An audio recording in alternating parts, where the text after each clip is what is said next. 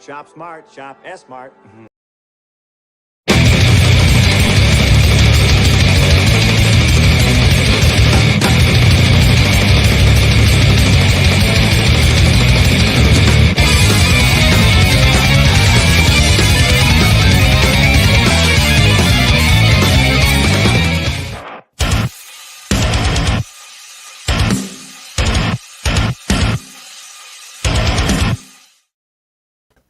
And welcome, ladies and gentlemen. And I will be interviewing Chair Coon. What's going on, Brian? How you doing, man? I'm all right, man. I'm all right. I'm hanging in there. Yourself, brother? I'm doing good, man. Welcome, everybody, to another episode of No Book. I, of course, am your host, DeathMetalHero, and with me is an old friend of mine that I haven't gotten a chance to talk to in a long time, Mr. Brian Christgau. We used to kick it back on the Writing Pro show on Red Valkyrie, man. Yeah, man. You know, and just showing up on random streams together, talking about comics. You know, the love of comics. So I mean, Brian's been hanging out in this scene for a long time. So it's good to sit down and talk with you, man. Aside from the book, which we're going to get into, obviously. But what have you been up to, man? What's been cooking in your world? Oh man, lots of confusion, lots of mayhem, Yeah. a bunch of books that I've been writing that haven't come out this year, that are going to be coming out next year. So, you know, not that I don't love Six Gun Gorilla, not that I couldn't write Six Gun Gorilla for the next 40 years or so. Yeah. But what up, Feline? But it's going to be nice next year, knowing that I'm not going to just be like the gorilla guy anymore. Right. Well, I mean, you've got a wide variety of interests, you know, and I know that I've been hearing the stories about like working on different things here and there, and like little stories for different people. So I'm excited to see the rest of this stuff, man. What's up, Eric Grant? Welcome. Thanks for coming to hang out, man. Yeah. So I mean, that's awesome. And you know, what I think people sometimes don't realize is that these things take time. You know, like you're kind of at the beginning there. You're writing this stuff. You're concepting this stuff. And I mean, sometimes there might be like, you know, concept artwork to work from, but other times you're kind of crafting stuff from whole cloth as a writer. So this stuff takes time. You know, and then there's the editing process. There's going through and making sure the story is as good as it can be, and then it gets, you know, taken on to artwork, which also has an editing process. So I mean, it's not just I've got this script done and you know the thing's out next week. That's not how this works. You know. No. It is a whole process, and then of course there's work that I've been doing for other people, and they might be sitting on that for God knows how long. Right. Yeah. And I mean, I'm not going to get on their case because I know that they're busy. You got paid, you know, you got paid to do the work. So, well, for some of the stuff I still haven't gotten paid for, but you know, those are my friends, so we're good. Yeah. I mean, we help our friends, man. I mean, hey, a rising tide lifts all boats, you know. I've always believed that very strongly. And very much so. There are many virtues I lack.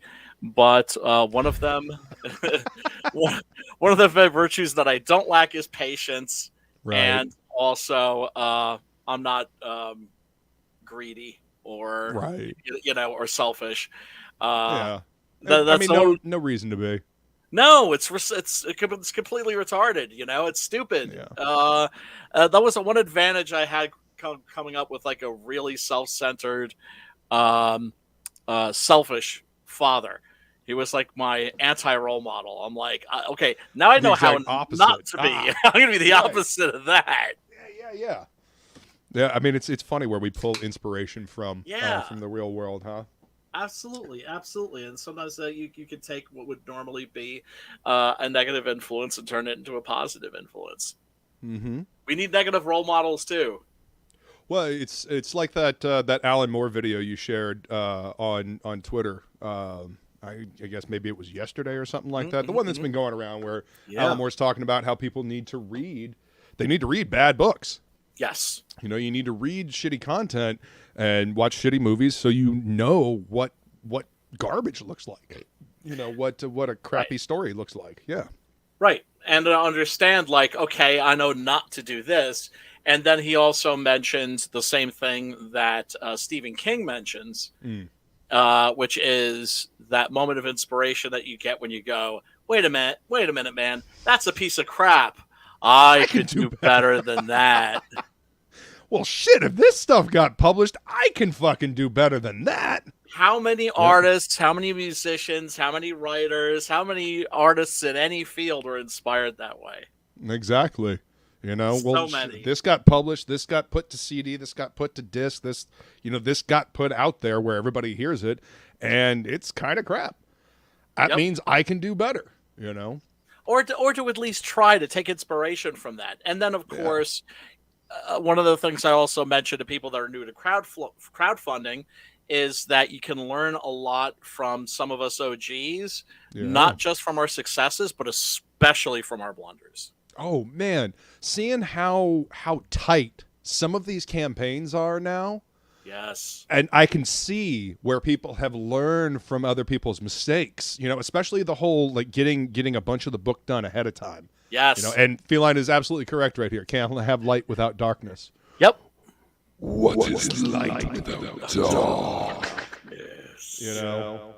But yeah, you got to have that contrast so you know what's good. I mean, yes, read good literature because that will help inspire you as well. But like you said, go read that bad literature because it'll inspire you as well to be like, I can do better than that, and then you do. You know, you point out the things that didn't work for you personally, and you pick up on the things that that might have kind of worked, but you see where the shortcomings are, so you can do better in yours. This is especially true of can I use the NAZI word? Okay, Yeah. I'll just okay, all right.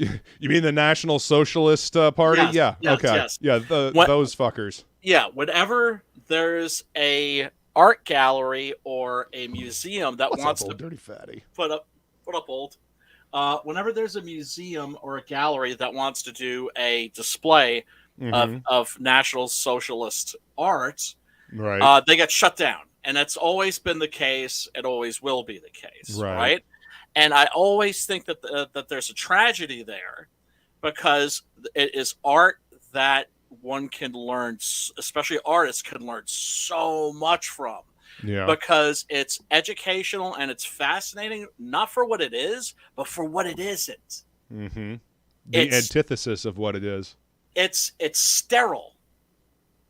It's remember, they didn't produce. The National Socialists didn't produce a single great work of art. I mean, maybe, maybe Triumph of the Will, possibly. I don't know if I've ever even seen that. So, it's incredible. It's absolutely astonishing piece of cinema. But that's right. They did do a bunch of films back then. Oh, they did a lot of films. Yeah. Yep. But also, it's like you look at like their paintings and their sculptures. Surprisingly, given how prudish they are, you're shocked at all the nudes, right? But they're just standing. Right. They're just kind of. They're just there. They're just there. They're not. They're not actually doing anything. There's no life to them. There's no life. There's no life to them. And oh my God, yeah, folks, if you can if you're an artist, and you do a Google search, of course, where it's safe. Right. And take a look. I urge you to take a look at National Socialist art because you will learn so much about what art is, and especially, in that case, what it what it isn't. Yeah. What works and what doesn't work. And why? Yeah. And why? Well, see, and that's the thing. A lot of times, intrinsically, when reading a story or looking at a piece of artwork, we can tell when something doesn't work. But having the contrast of good and bad, you can then effectively say, this is why this does not work. This is why that doesn't work. This is why this does work. Right. Being able to see it clearly. If you don't have the contrast, there's no way you can tell. Exactly. And I mean, when telling stories, there's got to be up and down. There's got to be conflict. There's got to be contrast. Otherwise, I'm sure you've seen that Family Guy episode where Peter gets the tank and they're sitting at the drive-in, and the even couple. Oh, this is my space, but you can hang out here too. And there's no conflict in this movie. And he shoots the screen with the tank. That's exactly it. There's a lot of stories that just have zero conflict, or it's like the most bare minimum of conflict to give like a straw man to get the story going, and the story has no depth or heart because of that. Or in many cases, no story. Yeah. My goodness, the comics that I was talking about National Socialist art and how fascinating it is for what it isn't, for what it's lacking. I think people are going to look back on the woke age, right? Because in the same way, because in many respects, I'm like, nobody's going to be reading this crap 20 years from now. But there are scholars that are going to be interested, that are going to want to go back and look at this stuff, and because it is of historical significance. Yeah, I mean, this has been for how going bad on it was. For how bad it is. Yeah. Right. Yep. I gave 100%. I gave a copy of America Chavez #1, for instance, to a millennial friend of mine. Right, and you're thinking like, oh man, like what did I have against this guy? Why would you do something so Why would you mean do to that? somebody? And to your man, to your brother, man, to your little brother, to like your millennial bro, right? Yeah. So, it was an experiment. He was the guinea pig, and so what I did was I gave him the issue. He read it, and he came back beaming. He absolutely loved it. Okay. And you know why? Because he thought it was absolutely hilarious. He didn't realize that it was that it wasn't a satire. He thought he didn't realize it was supposed to be serious. Yes. Oh, that's even funnier. It's like somebody watching Spinal Tap. It's like it's the opposite. It's opposite of somebody watching Spinal Tap and thinking it's a real documentary. Right? Right? Oh, yeah. And he was like, he's like, oh, I loved all the jokes. The jokes were freaking hilarious. Sonia Sotomayor University. Oh my god! I was just like, dude, that was serious. No, that's serious, and it was written by somebody who had never written a comic book before and had never really read comic books before. Yeah, that's what makes them now. Oh, I know. I mean, they find the people with the right features to check off of their list, and then they have the editorial team help them write their story. What's going on, Dean? Good to see you, man. Thanks for coming to hang out. It's actually what it reminds me a lot of. It reminds me of the story of Melvin Van Peebles, who did a blaxploitation movie called Sweet Sweetback's Badass Song. Oh, right? Wow, that's a hell of a title. That is the title. Wow. Yeah. There's a whole bunch of S's in there. Now, is he related to Mario Van Peebles? His father. His father. Okay, cool. And Mario Van Peebles is a damn good actor. I like that dude. Anyway, continue. But what happened was he wanted to make a movie that was political, right? We're talking about the 60s, early 70s, right? Sure. So he wanted to make a very political, very street sort of a movie. So what he did was he had experience in filmmaking. What up, Matt? Good to see you, Matt. He had experience in filmmaking, and so what he did was he took the people who had, for him, the right politics and said, hey, don't worry about not being able to operate a camera. Don't worry about not understanding how to do lighting. Don't worry about not knowing how to do sound. I'll teach you all that stuff. Right? Oh, okay. So, hey, if he's taking people under his wing, cool. Exactly.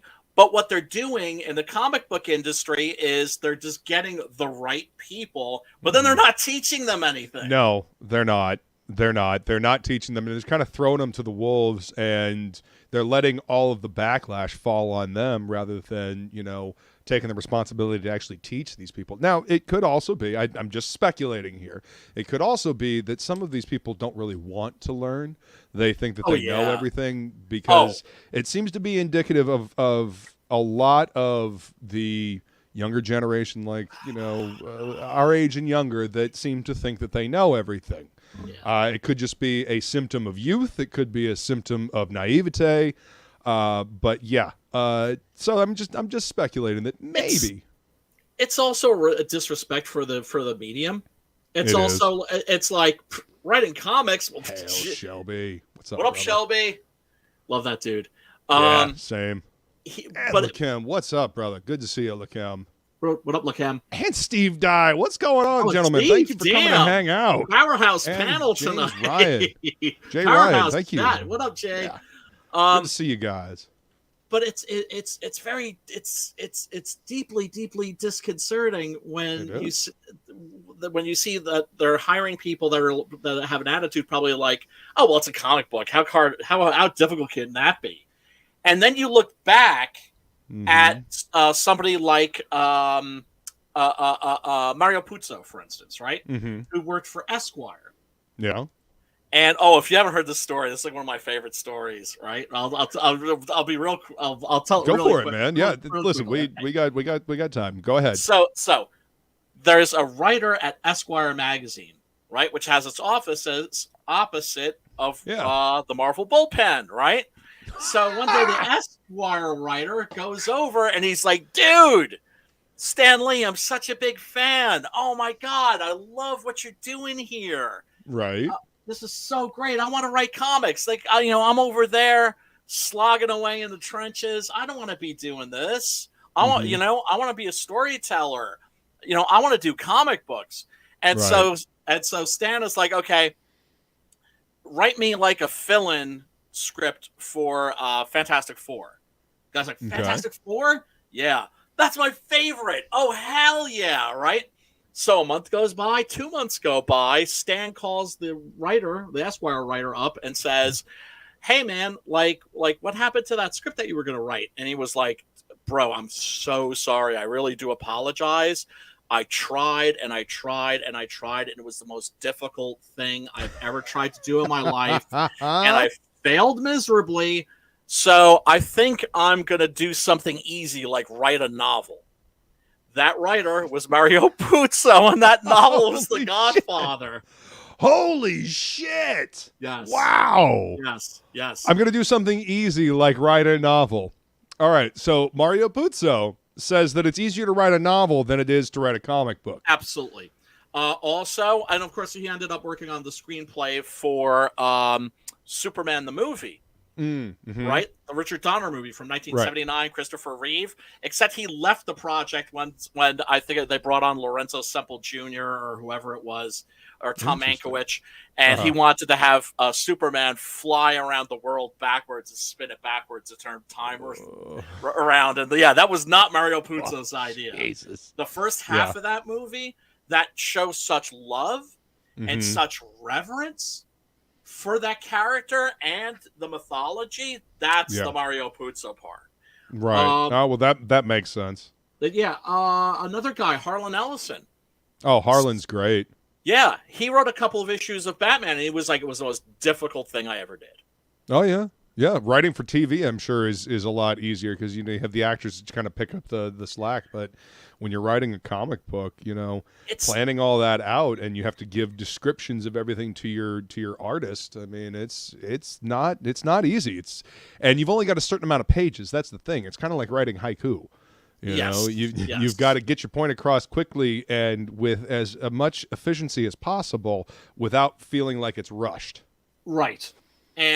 Or cramped. You want to make sure that the story has room to breathe in the right places. Absolutely. The thing that just about the medium itself is that it's the most unnatural way of telling a story from a writer's point of view. Oh, see, from an artist's perspective, like writing and art at the same time is kind of what I do. So, I mean, being able to just like draw pictures to get across like this, something that would take me like a couple of paragraphs or more to type out, I just sketch it up, you know? Yeah, that's wonderful to be able to have that talent. Of course, most of us comic writers, if we're being serious with you, if we're being honest, the reason we write comics, bruh, because we can't draw the damn things. That's why. Yeah. We would much rather. We're all failed comic book artists. Well, I mean, you know, that's whatever. That's the rock star of the comic book, right? You know, that's the part, the lead singer, as it were. Always. You're out there, out front. You're the visual, you know, feel of the comic book. But I mean, both parts are important. Both parts are important, but at the same time, the artist part is always going to be at least 5% more. Well, I mean, minimum. When comics are done with talent and panache, yes, that is the case, because you'll have a really damn good story paired with really good fucking artwork, right? Yes. Unfortunately, what we seem to have a lot of is, you know, it's a good writer with an ability to tell a good story, and then you have artwork that is just kind of not really fitting for it, or it doesn't really get the point across. I know you've read stories where you're reading the comic and you know that this is supposed to be like this emotional impact of a point. It's supposed to be this really like impactful section of the story, right? But the artwork simply just doesn't carry it, and it kind of falls mute.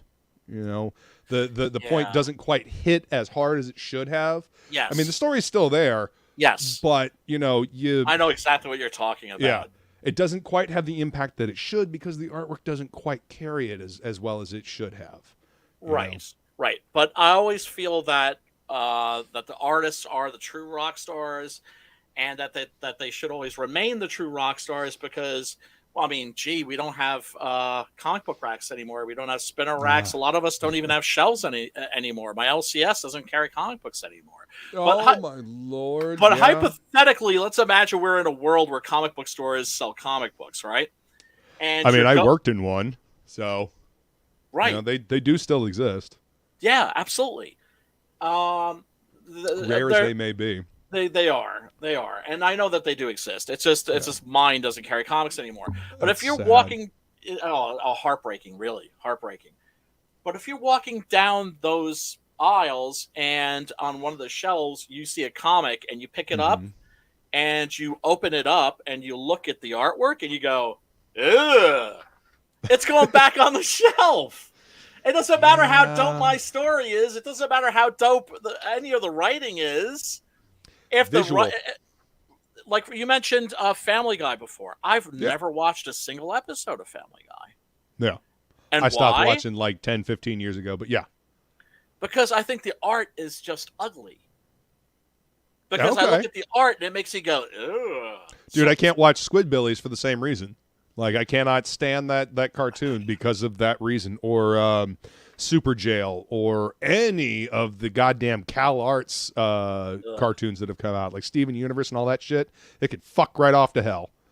I mean... Shelby says comics are chaos. There is no balance. Yeah, it's true.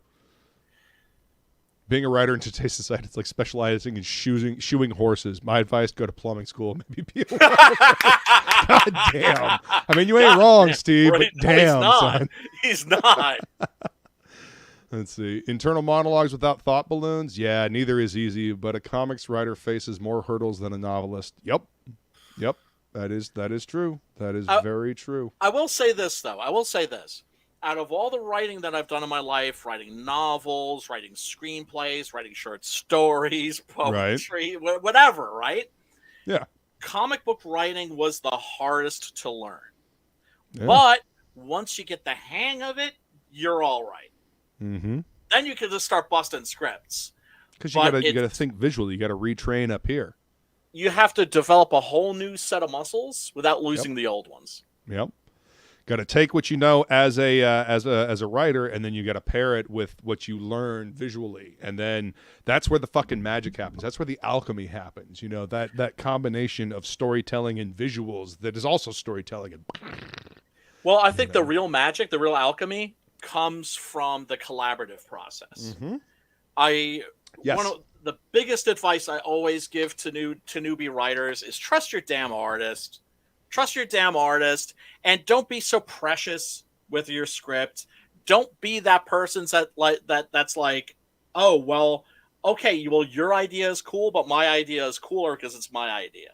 Right. Right. Be open to that collaboration. Be open to hearing the new ideas. Yeah.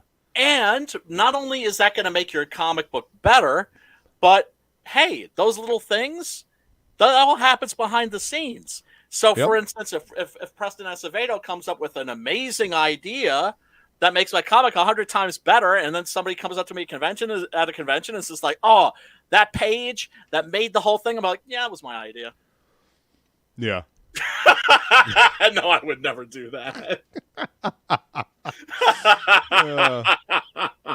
I can agree with what Shelby's saying right here. I think writers need to unlearn the trilogy formula that keep the big two hammering at. I agree. I agree.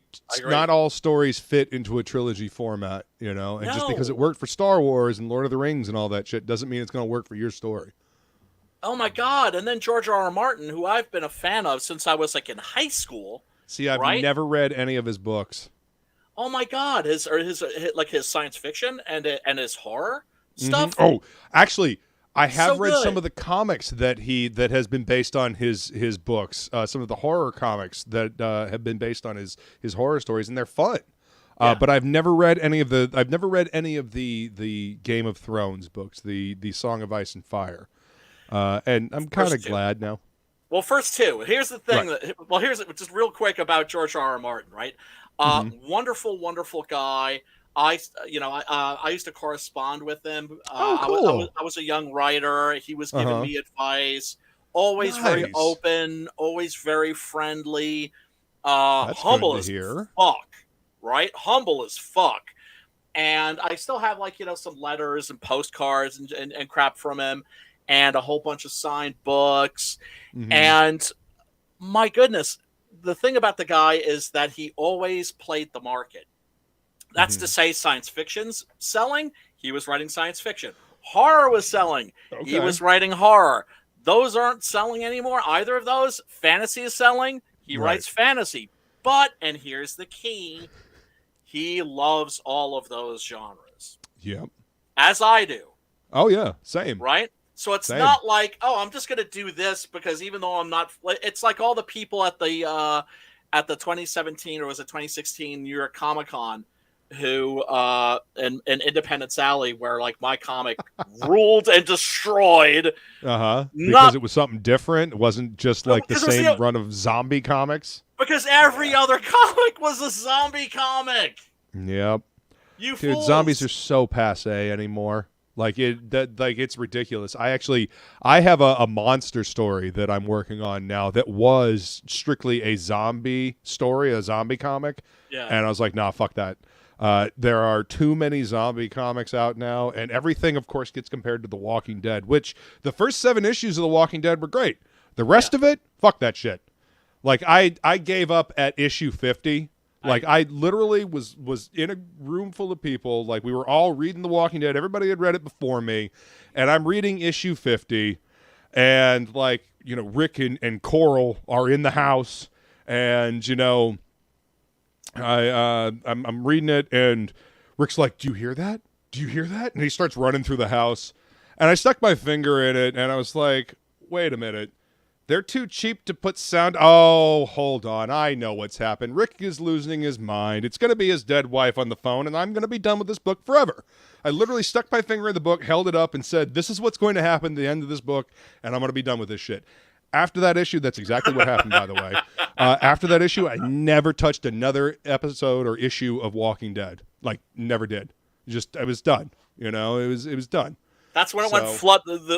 We all have that moment when we're like reading a comic book and it goes fluttering across the room and hits the wall and like that's it. I'm out. Done. I mean, listen. Charlie Adler, his artwork works for a certain style of story. Sure, but you can't go from Tony fucking Moore, who has this very illustrator quality and like this draftsmanship, to the fucking potato people that everybody became in that book. if you go Oh my back God. and you look. Yes, yes. Oh, if you go back and you pay attention to the script, in the first 7 issues, nobody is constantly saying everybody else's name when they're talking to them. After Charlie took over, you notice that the script starts saying, well, I don't know, Rick. Maybe we shouldn't do this. And then, well, Michonne, I think you might be wrong. And it's like, because nobody can tell who the fuck anybody is. Yes. You know, they had a picture of people's faces in the back because everybody looked like a fucking potato. You're so right. You're so fucking right. And and that's always disappointing. I mean, mind you, I mean, like I wanted to do a werewolf comic. I have a werewolf comic still in the works, but there's too many damn werewolf comics, so it has to go on the back burner. Right. You gotta wait until it's actually going to make an impact. Even though it's completely unlike anybody else's wussy werewolf comic, because I know this where a lot of these. I mean, no offense to any of my fellow creators out there who are doing werewolf comics, because I know there's a whole lot of you. Yeah, it gets lost in the shuffle because comics is a visual medium. I always say I read. The only way I can get novels in is with audiobooks because I can listen to them while I'm cleaning the house, doing the dishes, driving to work, mowing the lawn, whatnot. Underrated. Comics are a visual medium, right? Yeah. So you're looking at stuff, and that immediately you see it, and you make a snap judgment based on that. You probably shouldn't, but we do. A cover is what sells the book. You see a werewolf, you kind of automatically assume, well, this might be just like all the other werewolf books that are out there. So maybe I won't pick this one up. Right. Yeah. Let's see. Metal Movies and Brewski says Tony Moore on The Walking Dead, Agent Venom, and Deadpool was legit. Yeah, Tony Moore's great, man. Dude is an exquisite draftsman, and I love his line work. Me too. Yeah. And also, especially in black and white. Like I'm a black and white stan. Everybody knows that about me. Yeah. Yeah. Oh my God. Beautiful. Dude, his work with like the tones that Cliff Rathburn was doing. Oh, damn, dude. That book was so good. I was so there for the first 7 issues. And then after that I kept hoping that Tony would come back eventually, and he never did. Nah, never did. Yeah. Let's see. Matt says that hurt, Brian. What about the werewolves? Yeah, apparently. Oh, sorry. I'm sorry, my brother. I'm making up to you one of these days. That's the bomb, by the way. Everybody go check out Butch Cleaver. It's a whole hell of a lot of fun. Yeah, it is. And I actually did a card for the second campaign, and I was the voice behind the song on the first campaign. So go back, my boy Matt. Yeah, I'm looking forward to his next book too. Oh my God! It's going to be so much fun. Hell yeah! Have you had a peek? Have you had a peek at what he's? Well, I mean, he's shown me a little bit of the artwork, but I haven't seen anything recently. But I know that it's going to be fun because I mean, oh my God, Matt loves Norse mythology and he loves metal. I mean, it's going to be a fun book. Yes, it is. And Jay Ryan, you are correct. Same face is a real problem artists have. That's because I don't think a lot of artists actually look at people's faces. They don't look at how faces change, the way eyes sit, the shape of the eyes, the shape of the nose, the way the mouth sits, the space between the nose and the upper lip, the space between the bottom lip and the jaw. I mean, there are so many factors that go into a person's face to make them look unique. Even though you run into people that look exactly like somebody you met before. Like I remember somebody that looked like a Jack Kirby drawing. Yeah. Right? Oh, no, I have never. Yeah. I've seen people with hands that look like they were made by Jack Kirby, just like the wide, thick fingers. Yeah. And it's just like, damn, you a steel worker or something, aren't you? Right. But here's the thing, Jack Kirby, right? What up, Pops? King that he was and is and forever shall remain. He had a problem with faces.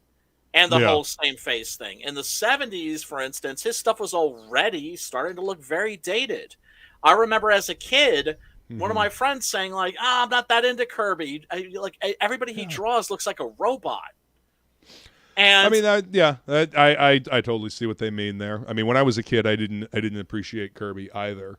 But as I grew up, not as much. He's more of like an older fans artist. In so many respects. And also he was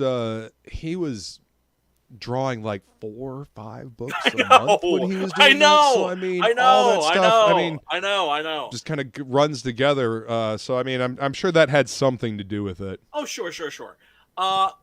One of the things that I don't know if you read that book about the history of Marvel. I'm trying to remember the name of it. I'm sure there's a bunch now, but this was like the first one that came out. And one of the stories that like pissed me off was how people at the Marvel bullpen were making fun of Kirby when he had come back and was doing Machine Man. And so a lot of them were looking at his stuff and kind of cracking up over it. And to a certain degree, I can understand why, but have some fucking respect. Seriously. Not only for the OGs, for the OG.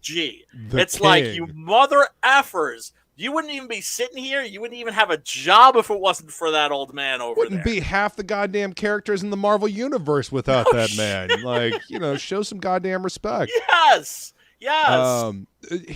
Honestly, I think his to me, the thing that stands out the most about him was his perspective on things, especially hands. Hands reaching out, and like the foreshortening and the page layouts and the pacing and just Kirby was an amazing storyteller. Even if you didn't like the way his people looked, the layouts that he did, the technology that he made, and it's just the storytelling that man was capable of was incredible.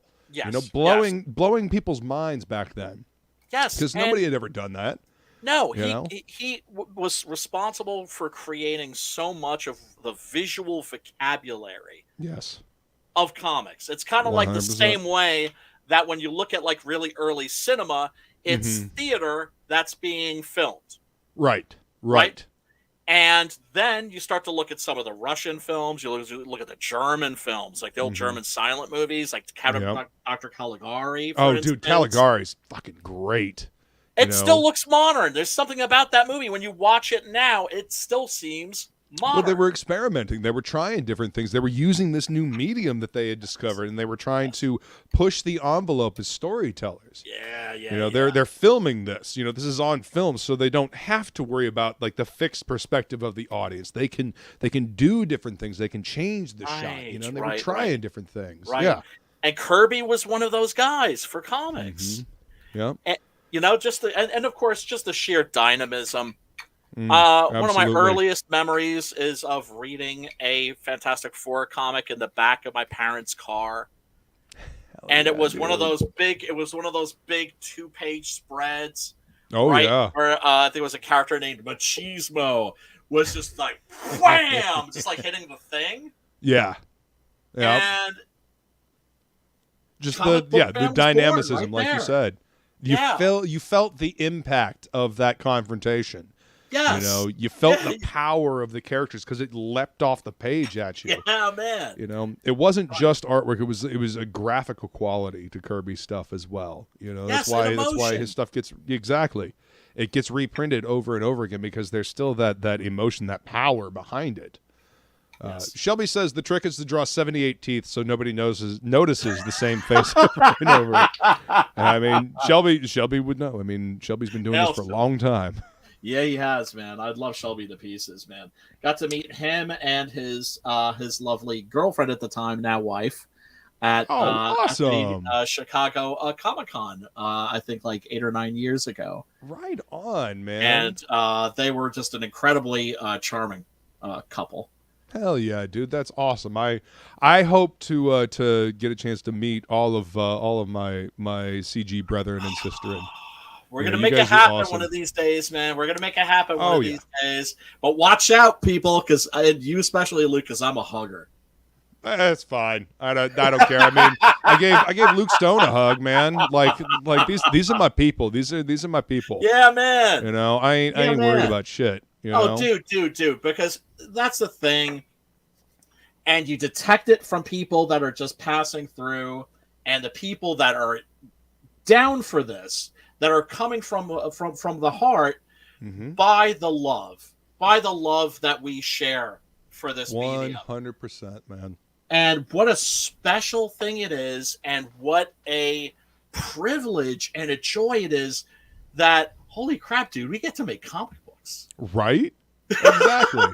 See, talking about the love and the passion. Look at the Jay Ryan. I was looking at Kirby's Silver Star earlier today, you know? This is how you know that indie comics is the place for real passionate comic book creators, because we got people looking at the old stuff. We're going back into our history and we're pulling from it. We're bringing all the stuff that we love from the classics and we're putting it into the stuff that we're creating now. Yep. So that's why I always say I am so proud of this scene, because of all the passion and the love for making these books. Amen, brother. Amen. And hell yeah. Six sets of molars, son. And then, of course, for me, what is one of the greatest joys are guys like Matt that I remember that were like names in the chats. Yeah. Right? Yes. Yes, guys, dude. Right? All those How people cool that were is just that? And then next thing you know, they're just like looking at fools like me and you and some of the other people and going, "Damn, those guys don't seem too bright, and they're doing it. So why don't I? Shit, I can do this too. Maybe I can do this shit too." And they're killing it, man. Nothing makes me happier. That, and also seeing the generosity of spirit from so many of my fellow co-creators, who are just like, they see people coming in and maybe their work's not quite up to snuff, and they're like, "Hey, brother, come over here. Like, come check this out. Yeah. Come check this out. Let me teach you a couple of things. Oh, your campaign looks like it's not going to make it. Oh, well, that sucks. Well, boom. There's some sketch cards, you know? Or oh, hey, boom. There's like a variant cover. Right. You know, people getting behind each other. And watching people evolve, watching people leveling up, that's my favorite. That's my favorite. 100%, man, to see the growth. Yeah. And like you were saying, seeing names in the chat that you've seen for, a couple of years, and then boom, this person's got a book coming out. And holy shit, that book looks great. That's awesome. I love seeing names in the chat, show up as creators. Yes. Because, we're all fans anyway. Yes. All of us creating this stuff, we're fans, and we want to recreate that magic that we found when we were kids. And so, it's natural to see, names and stuff from the chat pop up. I also wanted to touch on this that LIIIIVVVEEE said a while back. Oh, yes. Coming from tattooing where legends embrace newbies, comics, indie, and major are knowledge hoarders. Unfortunately, yeah, that does seem to be the case, because, a lot of them seem to be fearful that they're going to lose their position, especially in the big two. Over here, in our indie sector, I have encountered nothing but, help and, just excitement, willing to give, feedback, and not, actual like good feedback, constructive criticism rather than just tearing down, because a lot of people over here believe in, rising tide lifts all boats. You know what I mean? Like we a lot of us believe that if we help out, it's going to impact the entire scene better. Yes.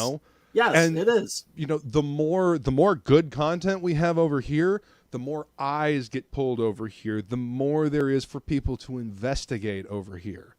But also that knowledge that you might have, right? It doesn't belong to you. Right?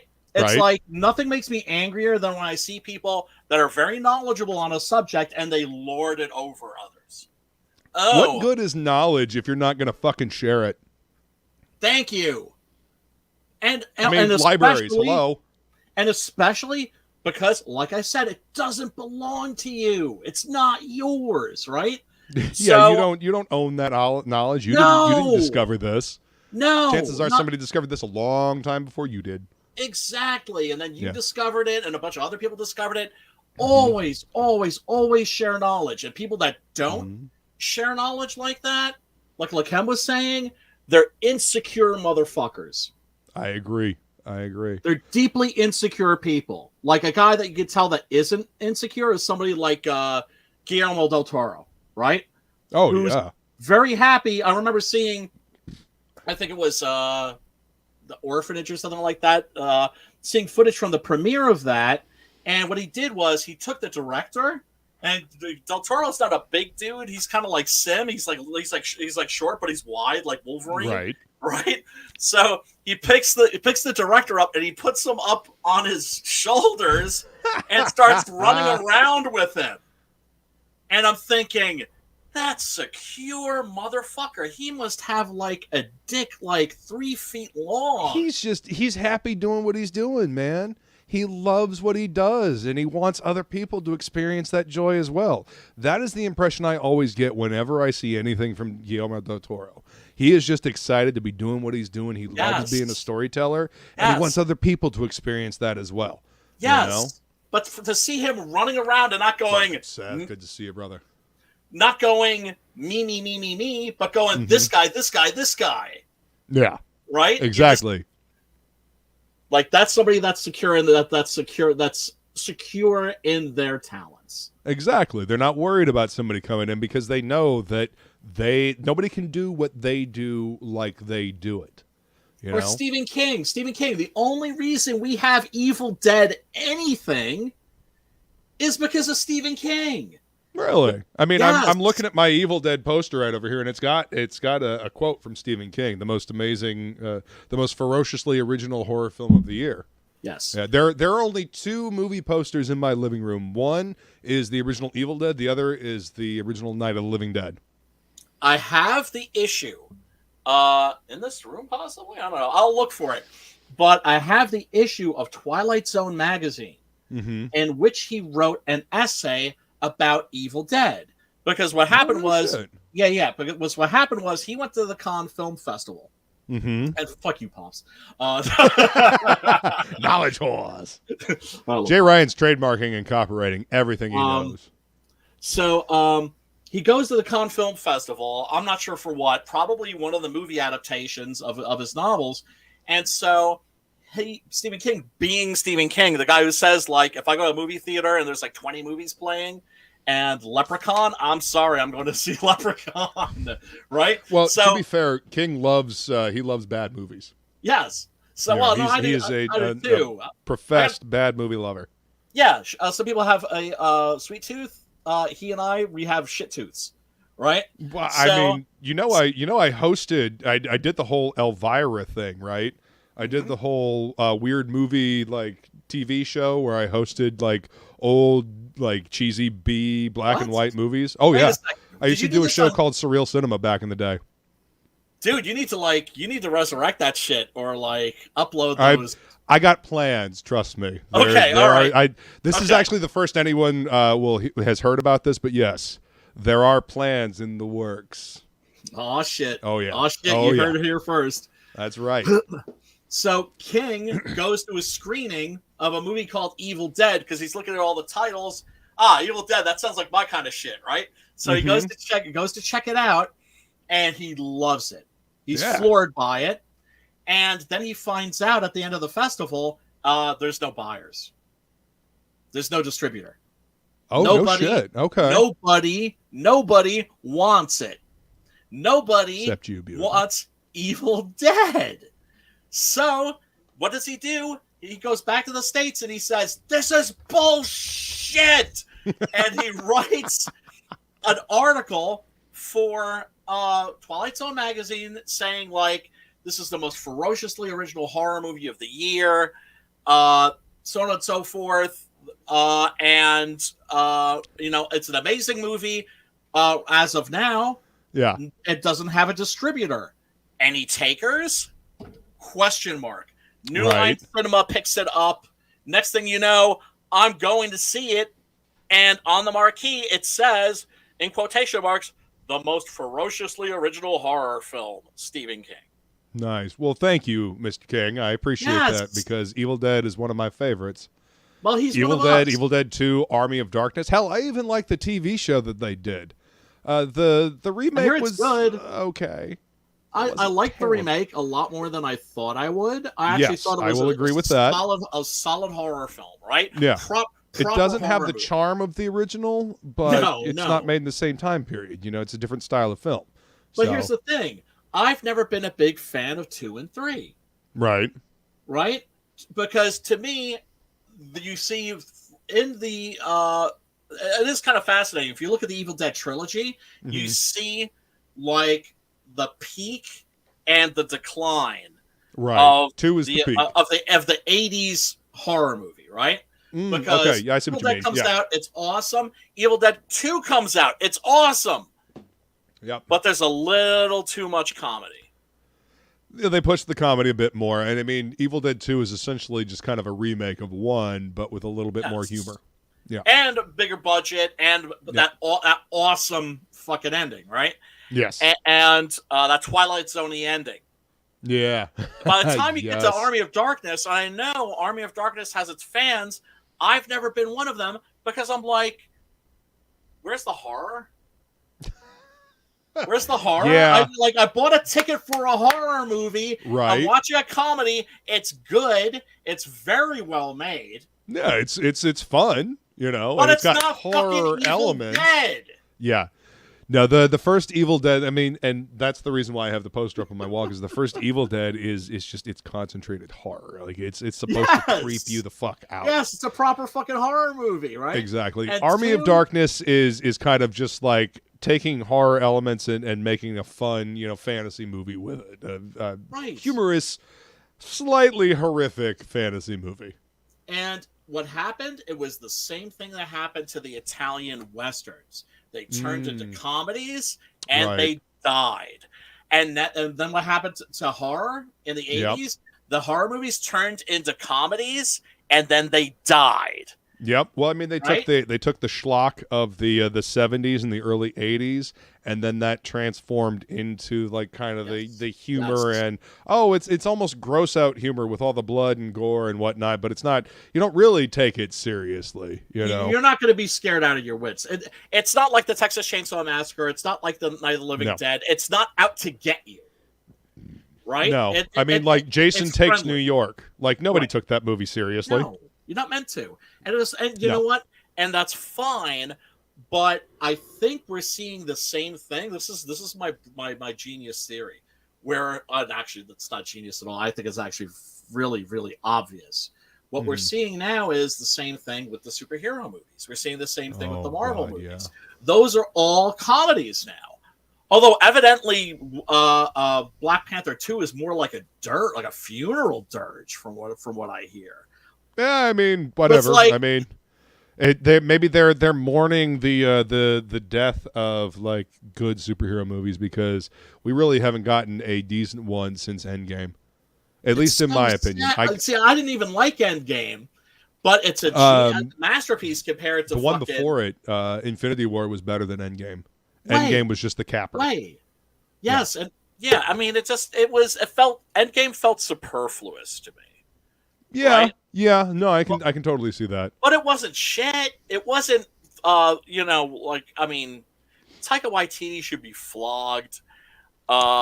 He should be flogged for Thor: Love and Thunder. And actually, Feline watched that one by herself, and man, you should see the tirade of text messages, and then can I call you? And like, she just went off on just like, what the fuck is this nonsense? Holy shit. They just degraded everything. This was terrible. What are you referencing directly? Trinity movies still rock. The Trinity of movies, the three movies still rock. She enjoys all three of the movies, I think. I thought she meant the Trinity. I thought maybe she was making a reference to the Italian Western franchise of the Trinity films. Trinity is Trinity. They call him Trinity. Trinity is still my name. Like those were. Okay. No, I've never seen those. I mean, she might have been. They're awesome. But they're the death knell. Like after that, that was it for the spaghetti westerns. They Call Me Nobody. Okay, yeah, she that's what she was talking about then. Yeah, that's a really good one too. Yep. Yeah, with Henry Fonda. She's got a lot of knowledge of cinema as well. Yeah. And you know what's really scary is that Terrence Hill is still like an incredibly good looking guy, even though he's in his 80s. Yeah, some people just age gracefully, man. You know. But he's a G-dilf, yo. They exist. They may be rare, but they exist. It's like, damn, dude, like you're well into your 80s, almost 90, and you just still fucking Chad. Still got it. Still a Chad. Hey, man, we could all only hope to age as gracefully as that. Yeah, man. Tokame says, the first Evil Dead tried to be a horror, but even though it was technically a horror because of how it was written, it became the first in dark horror comedy. Well, I would say Evil Dead 2 might be that first. I would respectfully disagree because I know what she's saying. I know exactly what that person is saying. Mm-hmm. Seth Tokame, yeah. Yes. I'm sorry. Could you put that comment back on? I'm a little impaired at the moment. Oh yeah, the first Evil Dead tried to be horror, but it wasn't technically horror because of how it was written. It became like a. Oh yeah, that's right. And then the follow-up statement: Evil Dead paved the way for Tremors, Munchies, and even Evil Couch. Right. Right. Evil Couch. Yeah, or Evil Bong. Evil. Oh, dude. Yeah. That movie. I mean that shit cracked me up. I mean, but that's supposed to be. That's taking the humor and pushing it as far as it'll go. Yeah. That's just straight comedy. Mm-hmm.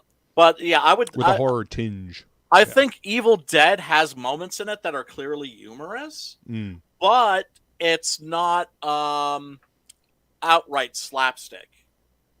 Do you know what I'm saying? Yeah. So I don't think it was. But then again, it's a matter of opinion. Joe Bob Briggs says that he insists, like a hill that he will die on, is that Texas Chainsaw Massacre is a dark comedy. And I couldn't disagree more. I'm just like, it's got some dark comedy.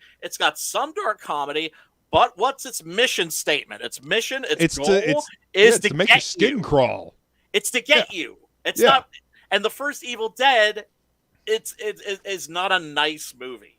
No, it's not. I mean, he's got to fucking cut his girlfriend's head off with a goddamn shovel. Yes. You know, dead by dawn, dead by dawn, dead by dawn.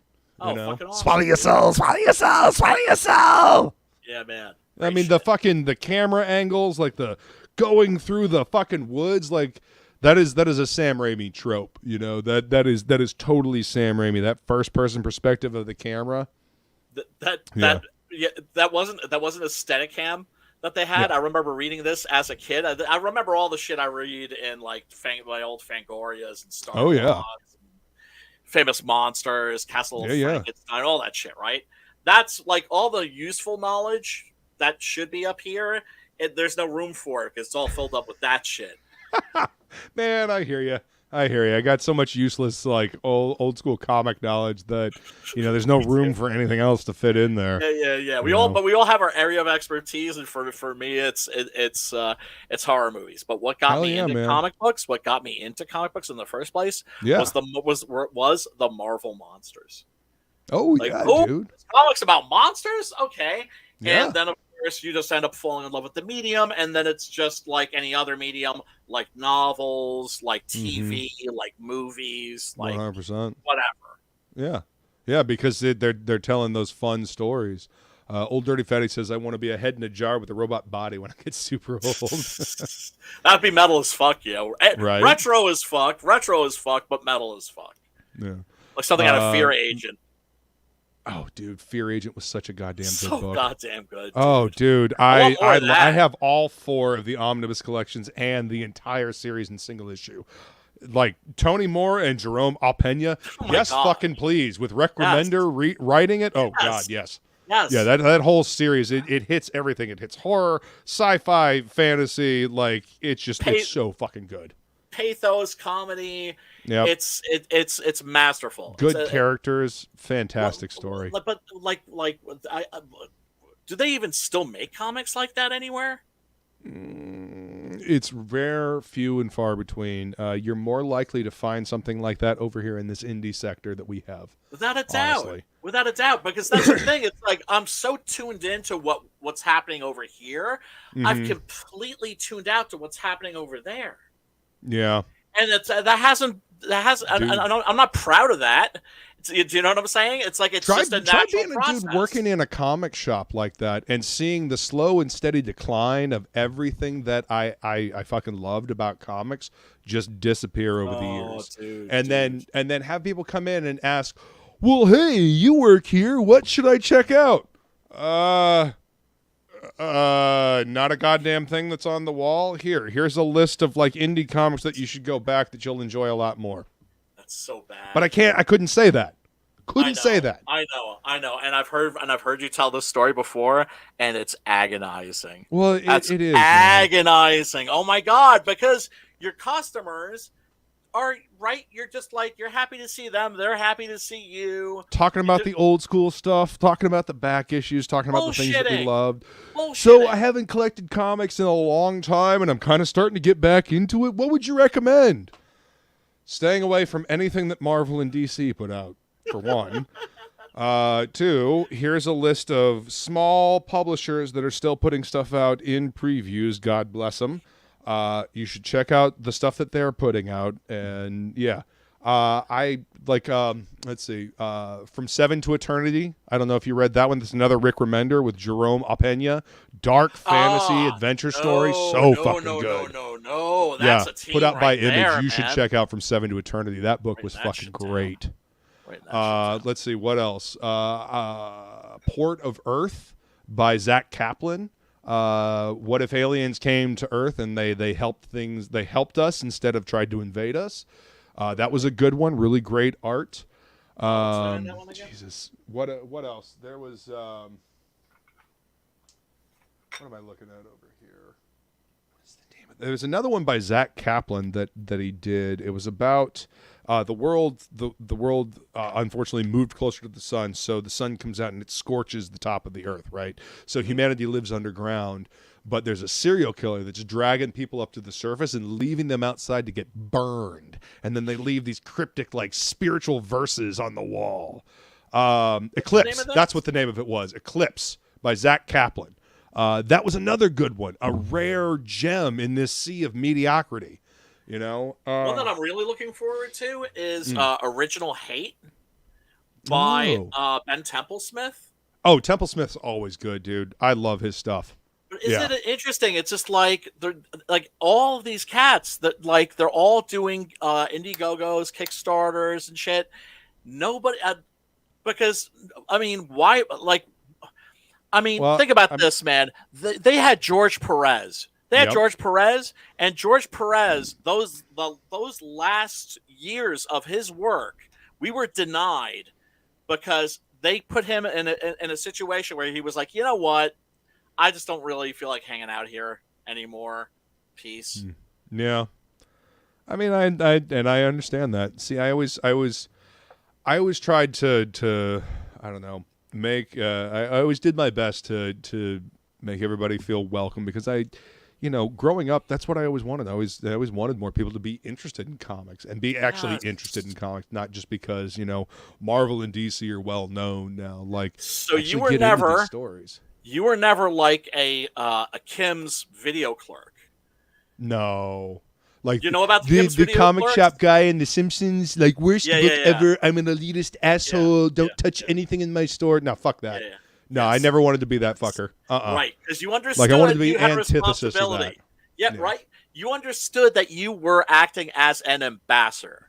Yep, 100%, man. Because I grew up in the era where you were made fun of for reading comics. Like, it was a joke to read comics. You said you read comics and, like, the jocks were like, you fucking nerd, I'm going to kick your ass now. And it's like, okay, because I like comics. Okay, whatever. Right. That shit stopped once I hit my growth spurt and I still read comics. Yeah, me too. Yeah. Yeah. Was that funny? Grew a foot and a half and suddenly everybody shut the fuck up. I know. Yeah. Yeah, and still rock the comic books. Dude, I went to school afterwards. I went to school with my fucking giant tie-dyed Wolverine shirt. I didn't give a shit. Fuck you. Yeah, exactly. I lived this shit. This is mine. It was, you know what? Because in its own way, it was punk rock. Yeah. Well, yeah. It used to be just like Just like dyeing your hair a different color and, you know, having a mohawk and stuff used to be punk rock. Now it's become the fashion, and God damn it, I'm taking it back. Fuck you. No, well, here's the thing. I've had this hairstyle longer than you fuckers have been online bitching about shit. Fuck out of here. You don't want to gatekeep. You want to be open. You want to be an ambassador. Yeah. But then it's like suddenly everybody's a geek because it's safe. Mm-hmm. Right? It's like yes, there's no social price to pay. At the same time, would I want to like look at the people that are coming up behind us and be like, no, that's not right. I had to deal with all the social pressure. You should have to as well. No. Yeah, that's bullshit. No, you can't do that. That's bullshit. No. That's bullshit. I fully agree, man. No, like I said, I always wanted more people to come in because this is something I love. I want to share it with people. Like, I know. Understand and then it got why noticed. I love this so much. And then it got noticed by the wrong people, and now they completely fucked us, man. They completely took it over, fucking burnt it to the ground, salted the fucking earth. Peace out. Well, unfortunately, the problem is that these the movies based on the things that we loved started making a lot of money because when the shit was originally well done.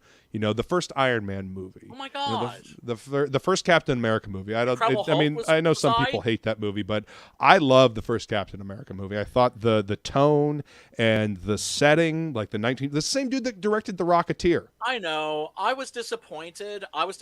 Because it wasn't the Captain America movie that I wanted. That didn't mean that there was anything wrong with it. Right. It just wasn't the one that I wanted, where it's all about the fish out of water. Yeah. Where it's all about like him basically getting turned into a capsicle. Right. We kind of got that in the first Avengers at the end of the movie. first act, right? Yeah. And then him coming out. You got a little bit of that in the first Avengers movie. Yeah. But that itself should have been the story. This guy that's completely fish out of water, running around in this corny ass costume, right? Yeah. Fighting evil. Oh, and it's not because he was always to me Marvel's Superman, the guy that will tell you it's like, well, why are you you're leader. You're Krypton, yeah. Like why are you here? What do you stand for? Right. Truth and justice and the American way. And for him to say that in a way, because that's incredibly corny, right? I mean, yeah, if not done correctly, it can be. Right? And that's why fucking Christopher Reeve was the man, was because he could deliver that in a way that didn't come off as corny, but as absolutely sincere. Because genuine. To me, Superman, Captain America, the Boy Scouts, right? The guy that the top jock in high school should be. Not who that person is, but whom they should be. It's like Batman, right? Goes back to Zorro. What's Zorro? What if the nobility were actually noble? Mm-hmm. What if they lived by the principles that they claim to live by? Right. Yep. Right. And creating these things, these great Jungian archetypes in many respects, but also these paragons that when you were a little kid, you could look up to. Yes. Right? Like, I'm not doing that. Why not? It's not what Captain America would do. Yeah. Moral paragons, And you know what? You can have Jesus in your life, but you need somebody besides Jesus. Well, I mean, something like a character that's relatable, somebody that's here on this plane of existence. You know what I mean? Yes, that's really not that different from you. They just have these gifts. They just have these powers. Or they worked hard to get those gifts, Exactly. Like, the Shadow went and trained for many, many years to get the skills that he has. Zorro trained to get the skills that he has. Yes. Hell, even Batman went and trained for years to get the skills that he has. They weren't just given these abilities, they were, they had to work for them, and that's how you relate, They had to work for it. And yet, I have a friend who is a prominent, comics critic. Okay. Right? I know him from years ago. And he does a blog that's taken very, very seriously. In fact, I'm shocked that he's not writing for Marvel, because he easily could get a job writing for them. Why he isn't, I have no idea. Maybe by choice? No, because he's What's like up, King a Link? Good to see you, man. total he's a total SJW. Okay. Right? He bought into that SJW shit and the like making comics woke right from the beginning. He was one of the main people that was putting that pressure on the industry to be woke. Right? And chastising and shaking his finger. In fact, Kurt Busiek responded to like one of his blog posts and basically genuflected and bent the knee and said, "I am so sorry. I will try and do better."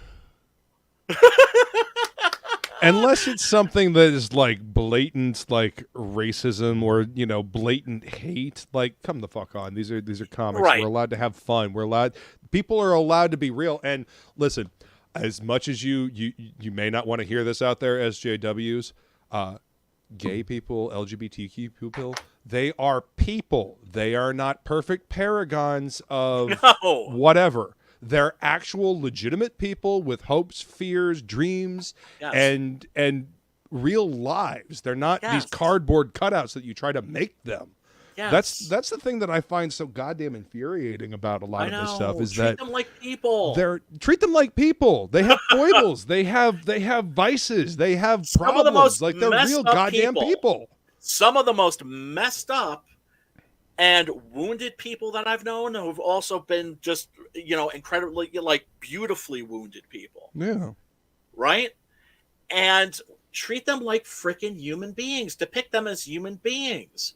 It's not that fucking hard. It's not. Like, what does it in a wonderful way is, believe it or not, I was never like a big Chucky fan, although I like the first Child's Play.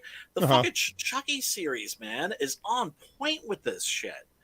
Because it has like two characters, a main character that's gay, but in the first season, the way it's played is beautiful because it's just. Okay, I forgot they made it. Okay, yeah. Yeah. The way it's done is beautiful because first of all, you're dealing with like the sexuality of children, right? So it's like, right. So you get a little bit of like a good horror cringe that way, right? But also it's just another thing that makes him fucked up and an outsider. Mm-hmm. That's it. Something relatable. Right. And in the last season, they actually went full out anti-SJW with this like comedy routine about pronouns. Because it's this really wacky episode. It's in the second season.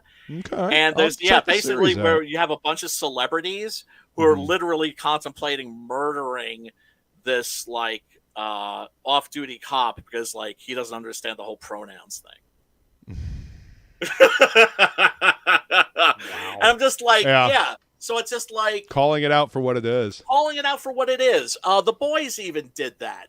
BLM, BLTs, LGB turkey legs, right? And shit like that. Even in The Boys, they were calling that shit out. That's an indication that this shit is on its way out. Good. It's got maybe another. Let people be real fucking people. I'm sick of one-dimensional cardboard cutouts that don't represent anybody at all. And this friend of mine that I mentioned, I told him early on, I'm like, I understand why you're doing what you're doing. I understand it's a hustle. Right? But be honest about it being a hustle then. Mm-hmm. And I know you're thinking that you're doing good, but you're not. You're actually doing way more harm than you realize because you're damaging art. Because what you're doing is you're putting artists in a place where they have to constantly second guess themselves, and that's because they're hearing your voice in their head when they should be listening to their own voice. Exactly. It keeps them from actually creating with genuine creativity. They're always worried about being canceled by the mob. Fuck that noise. But they know artists are supposed to create without worry about offending the mob. If you're worried, hell, Stephen King even says so in On Writing. If you're constantly worried about what the moral majority is going to say, then you're not going to get very far in writing. Right. Yeah. But here's the thing about these guys, like my SJW friend, right? He knows this. And so it's like, well, I can't like create a comic book. That's why he's not writing for Marvel. Mm-hmm. But what I can do is I can get in other people's heads and make them do what I want them to do, and then I can be like that that studio executive at like a movie premiere that, you know, could tell his wife or his mistress or whoever, like, hey, see that polar bear up there? That's up there because I put it up there. You know the whole Kevin Smith, the polar bear, Superman. Oh yeah, well, I mean, he was working on the Superman script, and like, you know, the big spider in the third act is again with the goddamn spider. Too. What the fuck? Yeah, we can call it a Thangarian snare beast. Yeah, no, I remember. But these SJWs, it's the same fucking thing, right? Like, I mean, especially on the Walking Dead TV series, it's like you'd see these essays. Like, we demand this. We demand that the women have armpits. Next season, women are always showing their hairy armpits. Shit like that. So then they can be like, I did that. See, we have power. And so once they discovered that, once they realized that, they went crazy with it. And I think they've gotten as far as they can go with it because the investors are starting to notice. Oh yeah, definitely. I mean, there's only so much of this shit that you can deal with before you're like, look, we're losing money. We're not, you know, and nobody's paying attention to this shit. Nobody takes this shit seriously. No. Like, how can you keep making this stuff if one, you're not making money, and two, nobody's taking it seriously? Like, you're a joke at that point. It's a farce. It is. You know? It is. So. And the thing is, it can, and it's gone on for as long as it has because they have the support of the State Department. They have the support of the CIA and the Pentagon. I know this sounds like Alex Jones shit, but if it sounds like Alex Jones shit to you, watch the fucking end credits to like WandaVision where you see they thank the CIA. Okay? So there's psyops up in this shit too. They're a lot like Chinese movies. Have you watched Chinese movies were awesome until like about the 2000s. And then you mean when the CCP kind of took over? Yes. Yeah. And I'm telling you, all this woke shit that I'm seeing, it's the exact same fucking thing. Yeah, it's the same version. Although they have to reverse every single bit of the woke shit in order to release the movie in China. In China, ain't that a kick in the ass? Did you see what the fucking poster for Wakanda Forever was? No. It's the only white dude in the movie. The official Chinese poster for Wakanda Forever is the only white motherfucker in the goddamn movie. It's Martin Freeman. Yep. I gotta fucking see that shit. No, seriously, that is the only movie poster that they released in China. That sounds right. There was, of course, like the debacle with the Star Wars movies where they just put like a helmet or something on. They made Finn smaller and they turned him blue in the Chinese poster for Force Awakens. Oh yeah, no, seriously. Oh, yeah. I want those.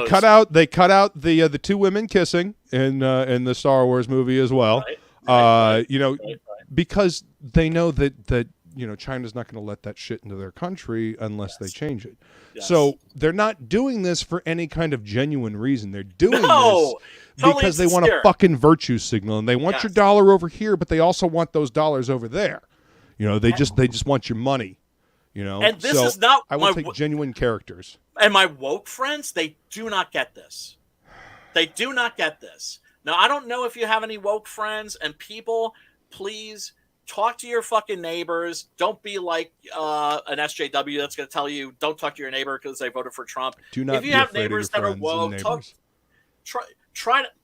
Don't hate people because they're woke. Don't hate people because they're SJW. Don't hate people because they think differently than you. How else do you learn about the world? Interact with people, talk, have a conversation. Don't be afraid to have a conversation. The biggest fallacy that they put forth is that, we just don't talk about political discourse and whatnot. No, we should be able to have like civil, honest discourse about things. That's how we learn from one another. That's how we grow. It's more fun.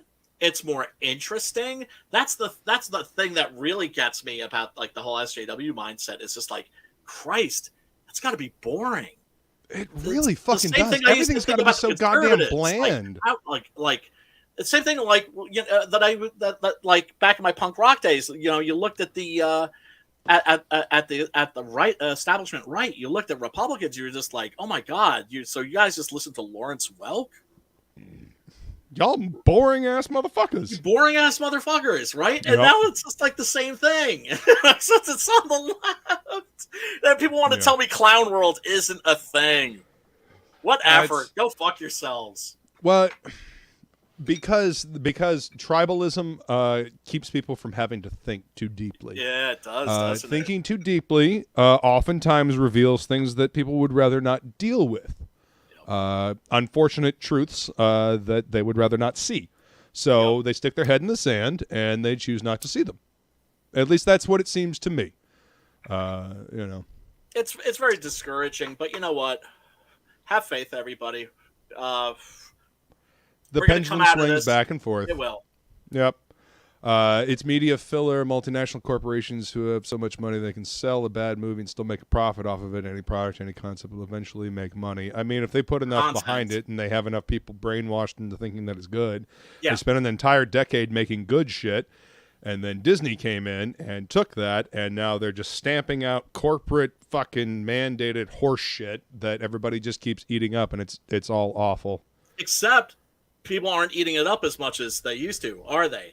And some people are actually spitting it back in their faces and then get called, of course, misogynistophobes for it. Right. Well, prime example of this. In October, I was up visiting Feline in South Carolina, and we went to a bar called the Zen Den, and we were talking to a couple of guys behind the bar that they're normies. They are normal people that go to movies. They were in high school when the first Marvel movies came out, which made me feel old as goddamn fucking hell. Oh God, yeah. Anyway, yeah. Even they are sick and tired of all this shit, like the lack of story, the lack of depth. They want something real. Even normies that aren't ensconced in this stuff are noticing. A lot of that has to do with the things that do stand out, right? What hooked people with Lord of the Rings? What hooked people with Game of Thrones? What hooked people with Squid Game? Right? Doesn't it tell you something about our society, our culture, that the stuff that our country actually, the people actually relate to, connect with the most, is coming from South Korea right now? And that's because the horror movies they've been putting out have been great. Have been amazing, right? Yeah. And also because they'll talk about the one thing that's forbidden from discussion in America, and that's class. Mm-hmm. Right? Yeah. That's the. Well, I mean, if you talk too much about that, people might get up at it. They might have to do something about it. Well, I mean, that's why it's all about identity. Mm-hmm. The CIA even what's her face? Gloria Steinem. Steinem, right? The legendary 60s feminist, right? She actually the one that started feminism with a capital F, right? Mm-hmm. She said that the CIA came to her and they were like, "Sister, we are down for the cause. Just don't talk about class or race." Listen, just make it all about gender, and we're good. See, I'm of the opinion that if the CIA comes a knocking and says that they're in your corner, you might want to re-fucking think what you're doing. Yeah, no shit. But just saying. She was like, okay. But at least she admits it now. At least she admits it, right? I believe in the Truth and Reconciliation committee like they had in South Africa. It's like, come out, admit your dirty shit, and we'll let it move go. on from there. We'll move on from there. Sure. I mean, truth will set you free, right? Not a doubt. Dude, we've been going for like an hour and 23 minutes, and we haven't even talked about this awesome book that you got going on. So let's go ahead and bring up the campaign. I mean, this is. I haven't talked to Brian in a long time, guys. You got to understand. Brian and I used to have these kind of conversations on a regular. I know. I'm sorry, pros. dude. I will. Dude, don't be sorry. I will be better about staying in touch. Because I can be bad that way. I get withdrawn. It's totally cool, man. Okay. There and see stuff like what we've been talking about. I've been putting together like a show. I've done one episode with Michael Oden and Literature Devil called Subjective Symposium. Yes, where we talk about good. a subject and we analyze it from all these different angles. I mean, the first one was about Battinson and how I thought it was a terrible idea, and so did Literature Devil. But Michael Oden was defending it, and so we had a discussion about it. But Subjective Symposium is exactly for what we've been talking about, like the state of we have a subject and we just talk about it from all the different angles, and it's a conversation. No, it's great. I think the two of you make a excellent team. Who? You and Lit Devil. Oh, Lit Devil's a hell of a lot of fun to talk to, man. I love that dude. Yeah, I haven't. You know what? We were supposed to do we still haven't. Preston did the first part, but we still have 2 parts left to do, and the Doc Salem, Doc Alpha 6-Gun Gorilla crossover. Nice, dude. Oh, hell yeah. I'm so down for that. I feel bad. I didn't make enough money in my last campaign to like include it. Maybe in this right. one. Well, I mean, I should set that as a stretch goal. Oh yeah, for sure, dude, for sure. But I mean, I got my Doc Alpha. It's right there. Anthony Figueroa cover. Really enjoyed that book. I have too. Really enjoyed that book a lot. Me too. But speaking of books that people should be checking out, 6-Gun Gorilla. So tell me what the impetus for this book was. What was the inspiration? Oh God, the inspiration. Yeah, where did 6-Gun Gorilla come from, man? All right. About 10 years ago, I'm hanging out on Tay interwebs, and I'm browsing a site on Golden Age heroes, pulp heroes. Right. I'm a pulp dude to the core. Oh hell yeah, dude! That's where our medium came from. Yes, our medium spawned out of the pulp era. So, and I believe, and what I'm trying to do is I'm trying to take it back there, right? But in a modern way, and but to go back to the pulp roots of comics, very much my thing. So I'm browsing this website. I come across a name that says 6-Gun Gorilla. I'm like, okay, I gotta find out what this is. Nice. I find out that the story was printed in 1939 in a British pulp magazine for young boys called Wizard. Yes. And no shit. Okay. Yes. I'm like, oh, boing, right? Right. This is right up my alley. Yeah. A hard on, right? I'm like, oh, fuck yes, sign me up. So I find out that it has never been reprinted, and that there are only 2 copies left in existence. What? Both of which are under lock and key in a museum in London. No shit. So I get all mad. I'm just like, fuck! I wanted to read that, right? I need to read this shit. What's going on? Right. So I decide, you know what? I will go down to my local pub and I will console myself with my favorite junk food, which is fish and chips. Oh, dude. If you can find a place that does good fish and chips with the malt vinegar. Yes. Went to this place with Feline up in North Carolina when we went to the Cider Fest. Oh, they made good fish and chips. Best. Had like curry powder in the fucking bag. Yeah. God, so goddamn good. Anyway. Yeah. But you will. I mean, for my money, best junk food in the world. My favorite junk food, right? So that's how heartbroken I am that I'm not going to get to read 6-Gun Gorilla. Right. I need that shit now. So on the way, and I always feel some bizarre need to include this detail, I'm listening to the Hawk the Slayer soundtrack. Okay. Yeah. Right? If you've never seen Hawk the Slayer, I would do one of these days. I want to do a D&D movie night where like we got a bunch of D&D fans together, right? DMs all up in the house, yeah, and agree to watch and review a Dungeons and Dragons movie. That's to say, yeah. like Hawk the Slayer, Dragon Slayer, Yeah. Sword and the Sorcerer. Basically, the more tawdry, the better. But whatever, Right? Like Conan the Barbarian would count, right? Sure. The but swords and sorcery genre from like the 70s into the 80s. Yeah, totally. So that's the music I'm listening to. I pull into the parking lot. I have the entire story. This never happens. Ever. Oh, shit. The story wrote itself in my head. And I had the entire thing. And like I said, this never, ever happens. And so Lightning strikes. It was the weirdest thing. It was the strangest thing.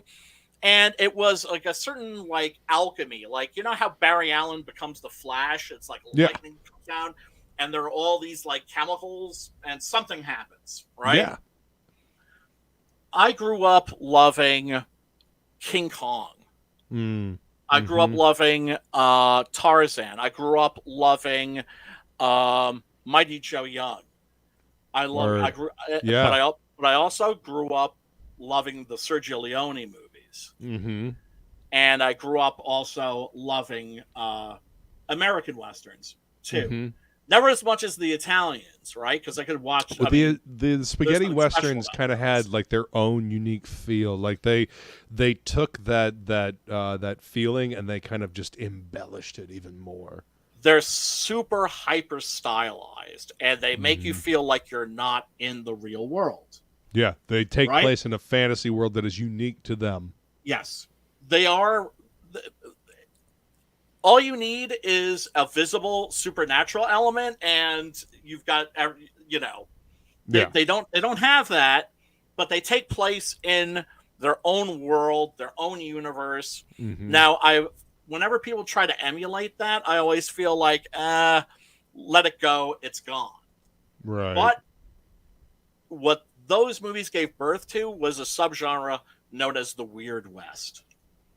And that's basically what Six Gun Gorilla is. My Six Gun Gorilla is. Right. It's a weird Western. I know some people have been like I keep hearing people talking about what a great writer you are. And of course, I love that shit. That makes me feel sunny. Little stroking of the ego never hurt nobody until it does. Right. No, I will never be an arrogant prick, but I'd be lying if I didn't say that shit didn't brighten my day. Right. It makes you feel good because people are paying attention to what you're writing and they enjoyed it. Yeah. As long as you're grateful, you're good. Right. Yeah. And so this person's like, well, like, I hear what a great writer you are, but your book's a Western, and I don't like Westerns. Do you have anything besides Westerns? And I'm like, well, I mean, it's a Western with a fucking gorilla, right? It's a gorilla with fucking guns. I mean, that's kind of far removed from a Western. It's got a Western setting, but... Yes, and to spoil a big reveal that happens in the 8th issue, there's a Zeppelin. There's going to be in issues 9 and 10 a gorilla with 6 guns on a Zeppelin. Hell yeah! What's up, Devil Flyer? Welcome, dude. And that concept alone, like a gorilla with 6 gun, like 6 shooters, and then Zeppelins. I mean, this is you're creating worlds here. This is what we do. So I mean. Creating a unique, fun world for these characters to inhabit is part of it, Yes. And to also grab you by the heartstrings. And that has been the most gratifying part of making this book. And what's going to be so exciting about this, which is going to be the conclusion. Yeah. Right? Is how many people have told me that this story touched them in an emotional way. That I got the Fifi. Awesome.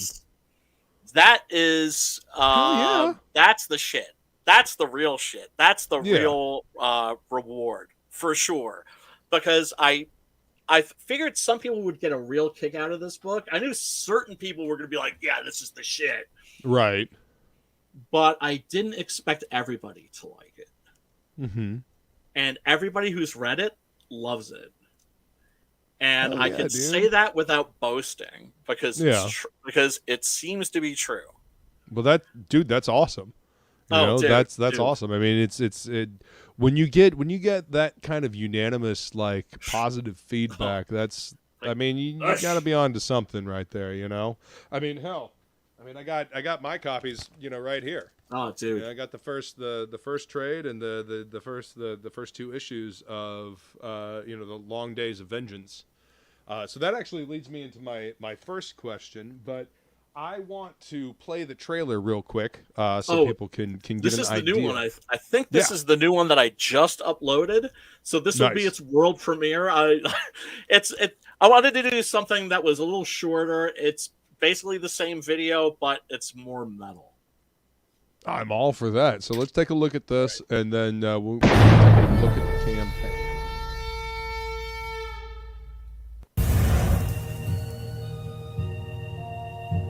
Don't get much better than this. A rootin' tootin' six-gun shooting Western adventure that makes me run off at the adjectives. Wonderful stuff. We've all heard the stories. We've all heard this isn't the new one. This is the old one. But... Wyatt Earp. It's only been a goodie. Billy the Kid. But there's a secret history to the Old West. I've got cotton mouth like a motherfucker. But, well, we all know what they say about the truth.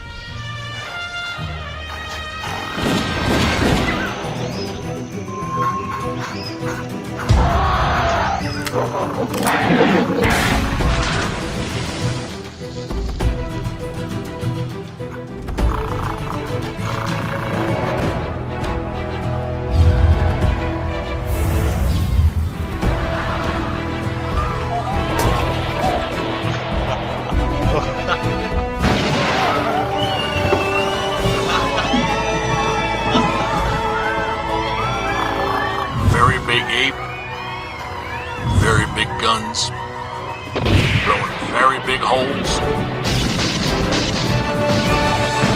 very bad people. I think the world is finally ready to hear the story of the strangest, the most startling Western hero of them all.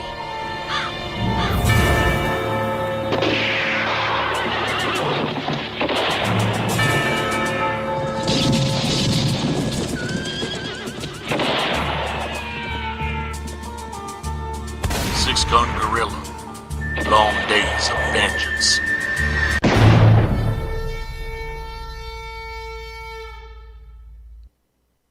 Nice. Love that trailer. So this is a story that Brian's been putting together for a while now, and this is coming up to the culmination of this Long Days of Vengeance.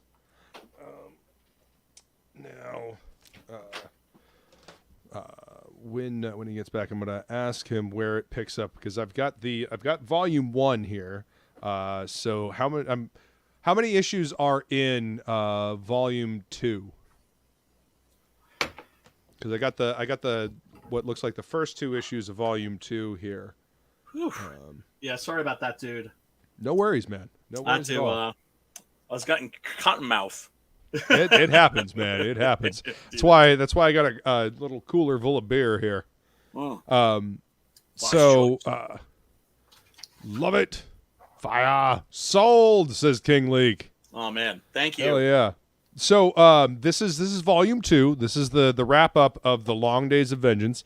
I got volume 1 here, yes, it is. and then I got the first 2 issues of volume 2. So there's 10 issues total for volume 2.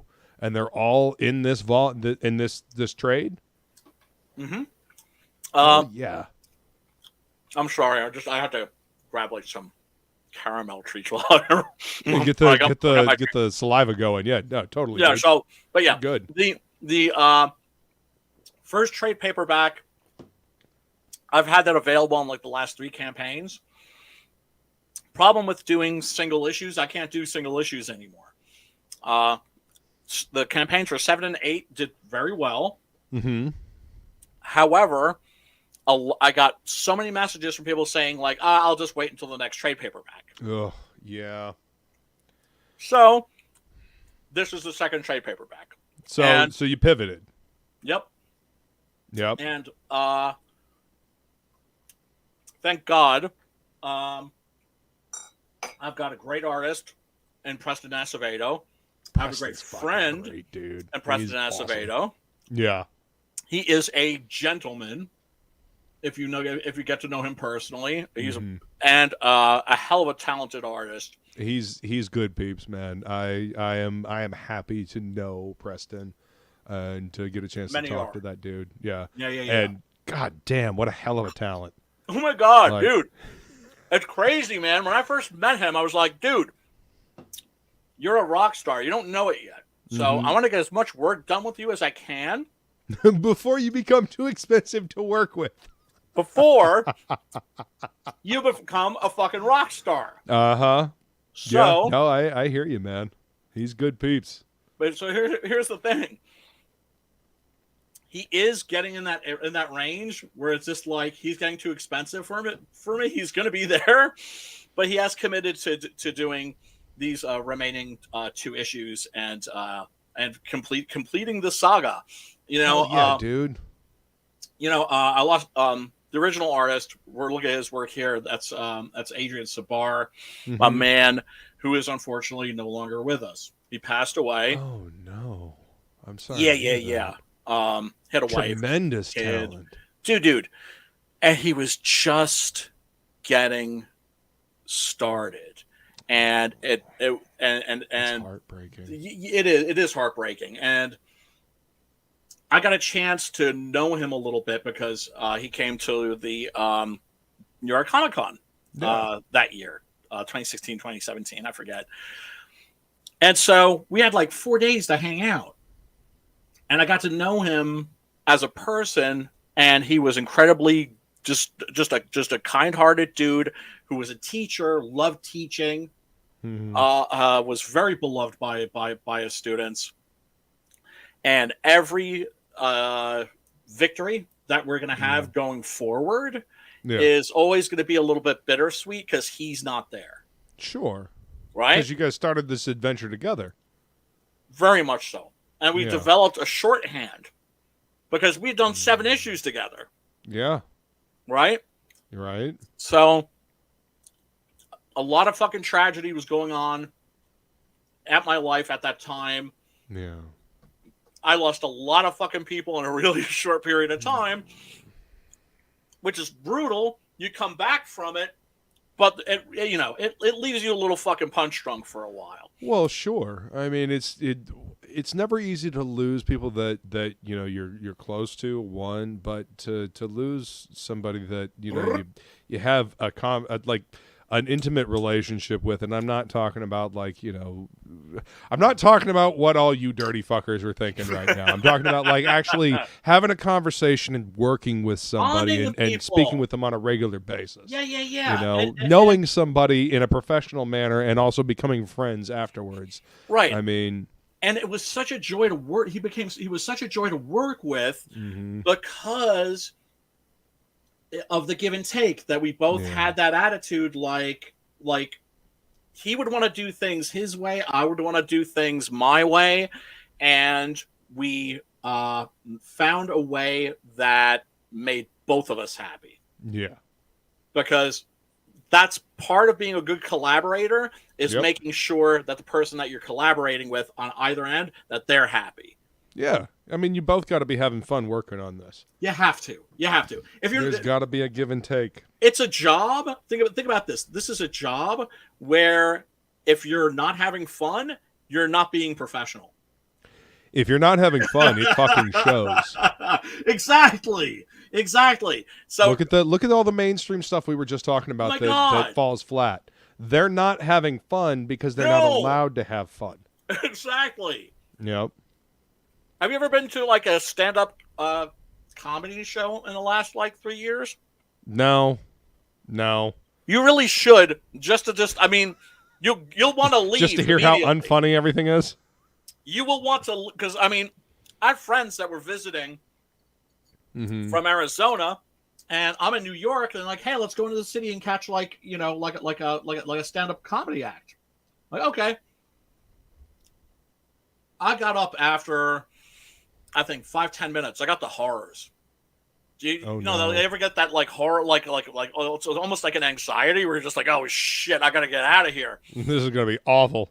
Yeah. It was so bad and so disheartening because all the comedians were fucking walking on eggshells. Comedy cannot be comedy if it's walking on eggshells. Thank comedy you. is supposed to offend. Yes. And I grew up with like Richard Pryor.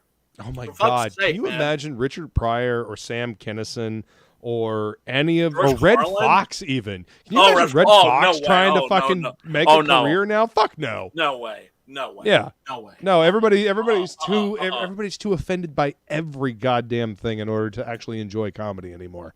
Yeah, but that's gonna break. But that's gonna break. It will. It It will. will very soon because it's gonna. I remember the death knell of political correctness. That's what wokeness was called back in the '90s. I date myself. Oh yeah, political PC. Oh, you got to be PC. No, fuck you. Yeah. Because what we're having now, the wokening, is that on steroids. Yeah, it's hyperbolic. Then the steroid being Twitter, right?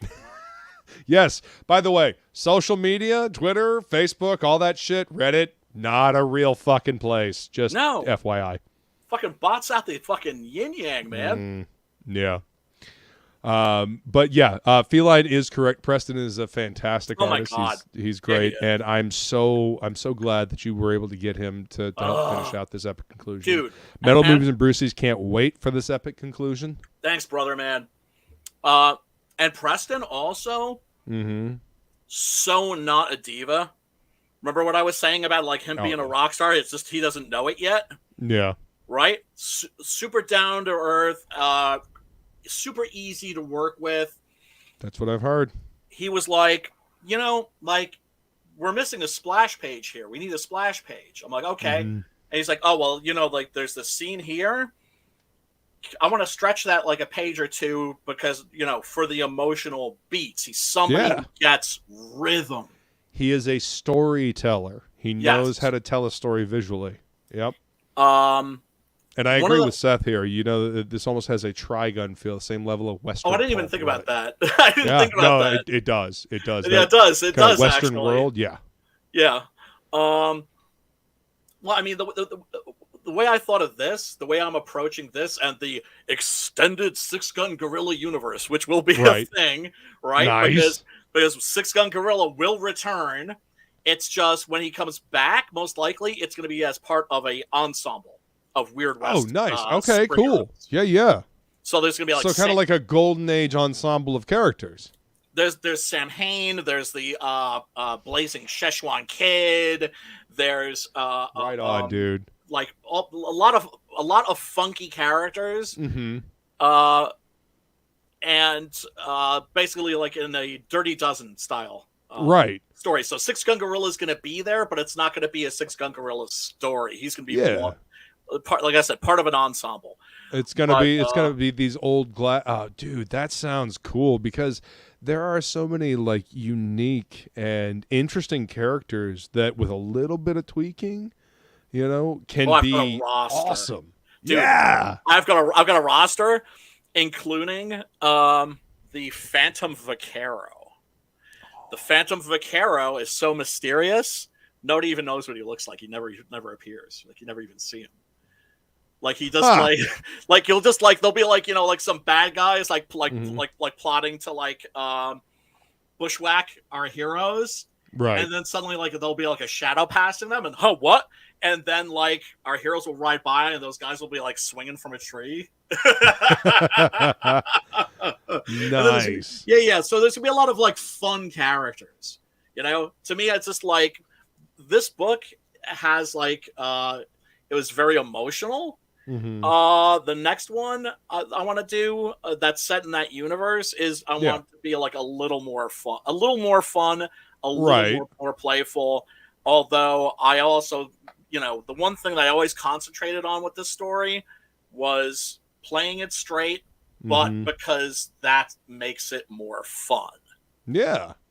Yeah, you've got a little bit of the fantastical. Obviously, you've got a big gorilla that's intelligent enough to use like guns and understand the concept of revenge and go after the people that took his family from him. But grounded enough to actually feel real. And this is an epic story that you've an epic emotional story that you've been telling. For a while now. Lavishly illustrated by the late, great Adrian Sibar and Preston Acevedo. 96-page trade paperback, guys. 96 pages. That is a chunk of story. Yes. You will not be left wanting for this. And for only $25. Can you believe that shit? $25 for 96 pages. That's better than any deal you're going to get on a trade paperback at the comic shop. Trust me, I used to work there. And check this. It's going to. I'm sorry. Could you just scroll up a little bit, just a little bit? Is what was it that I wanted to point out? Oh yeah. That image is based on a Punisher poster that Mike Zeck did. I just wanted to give that prop out there. Oh, yeah. The one where he's standing against the fucking brick wall. Yes. I just felt the need to point that out. Holy shit. I totally see it now. You know what's great is how people don't see the shit, but it's there and it registers like subconsciously. No, I totally see it, man. Like the wooden sideboards on the Western buildings. But yeah, that's totally Punisher standing against the brick wall. I totally see that, man. Yeah. Damn. All right. Cool. Hell yeah. Yeah. That's so awesome. Adrian absolutely killed it with this one. But yeah, fantastic art, man. The secret to this really is that what this ultimately is it's the last 2 issues plus giant size 6-gun gorilla. Oh, hell yeah. Right? Yeah. So it's going to be the 9 and 10. This is the climax. And trust me, we are going to stick the landing. Here. Nice. Like you're going to get a beginning volume 1 and 2 on Friday. Oh, awesome. Thank hell you. Yeah. Thank you. Everybody who's backed in the past, everybody that's backing now, everybody who can't back but would like to back and shares the link, you have my gratitude. You have my appreciation. It's whatever you can do. It's always appreciated. Get the word out there. Let people know that may not necessarily have found out about it otherwise. Because that is the biggest obstacle that we face as indie creators. Is this getting people to know that we exist? Mm-hmm. Yeah, that is 100% true. Oh, look at this. Now, not sure if this is your kind of book. I'm so confident you will love the story that I'm giving away the entire first issue as a free download. Right there on the Indiegogo page. Like, check that out, all right? And if you're not sold on that, then you just don't like comics. Yeah. I mean, that says I believe in my product. Yes, that's a deliberate flex. Pages. Look at these pages, all right? Like, this is comic booking. This is storytelling, man. And Mike Barron saying that it's majestic. Now, I don't know if you guys are familiar with Mike Barron, but Mike Barron kind of defined the Punisher along with Chuck Dixon. Oh, dude. So Mike Barron's opinion holds a lot of weight for me. Dude, I used to read his comics in study hall. Yep. Right? Yeah, man. So, yeah, man. Mike Barron's been entertaining us with comics for a long time, brother. Oh, my God. Time. Yeah. Like, that's one of those, that was one of those moments where I was like, no matter what happens from this moment on, no one and nothing can ever take that away from me. Absolutely, man. The way those stories impact you, the way they hit you when you're younger and you read them for the first time. Yep. Yeah. Thank you, Steve. Steve Dye is absolutely correct right here. Yeah. Gratitude, one of the best. But as you've been listening to us for almost 2 hours now, you can tell that my boy Brian here has a passion for this. Not just for comics, but for storytelling. Dude knows how to tell a story. He knows what he's about with this story. And you're gonna feel the emotional impact of this story. You're gonna feel this comic. No, you are. I mean, everybody does. So that's the thing. You put your work out there. You don't know how people are going to respond to it. I've just been super fucking lucky that the story that I'm passionate about telling, that passion's come across. Yeah. And whenever you read this book, you can tell that there is a passion for this, not just this character, but for comic book storytelling. There's a love for the medium along with a love for the character. Thank you. And I mean, look at this list of people praising this. You got Mike Barron, you got Ethan Van Sciver, Joe Lansdale, Comic Book Therapy, Crustula, Comic Age, Super Atomica, Nerdvana, Comic Bastards, Comic Therapy, Pulp Culture, Geekgasm. I mean, these aren't no-name sites. Like this aren't no-name people. So this is, not that endorsements from big names or the thing or whatever, but if you can get them, the fact that they took time to read this, they enjoyed it and they said something about it. That's what I'm talking about. Joe Lansdale, who's written Conan, Jonah Hex, Batman, a lot of stuff. Bubba Hotep. Dude, I fucking love Bubba Hotep. Yes, Bubba Hotep. Yes, the greatest, the Citizen Kane of elderly Elvis fighting. Don't make me use my moves on you, baby. Soul sucking mummy. Yeah. He was like, I sent him a message saying, "Hey, Joe, like, would you be willing to check this out? Like, I have a PDF here." Yeah. And he was like, "Yeah, sure. I but I'll take a look at it when I get back. I'm going off to like a movie set where they're making a movie based on one of my books. Nice. One of my novels, right?" So he does that, and I'm just like, "Oh shit, I'm not going to hear back from this guy." Right. Right.